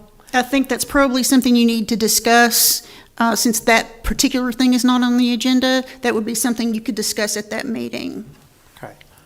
Well, if we could add that to it and maybe have updated proposals showing both options, I think that would help. Making sure that we reach out to SGR and Baker Tilly to both include a potential of that also. Okay. To where we have both options to look at. Is there a date? Do you guys think that August 5th would be a good date. Do you want to go further and go earlier on the 29th of this month, next Monday, or the 5th of August, which would be that next Monday? I think the 5th would be good. The 5th? Because if we Knock make them it all next out. Monday, we'll have 2 Yes. in a row, 3 in a row. So perfect. You'd be meeting 4 weeks 4 in a row. Yeah, Row. 4 in a row. It's a lot. So is everyone okay with the 5th? Okay, good. All right. Then maybe we can move that on to the 5th, and then I'll just state for the record, I'll be absent on the August 12th meeting. I should be having a meeting out of state, and so just wanted to just let everyone know, so you can excuse my absence and get to preside over the meeting. Just wanted to state that for the record. Anyone else? Okay. All right, well, then we'll move on to agenda item number 25, adjournment. I'll hear a motion. So move. All right, motion and a second. All right, we got a second from Alex. That was everybody. We're adjourned.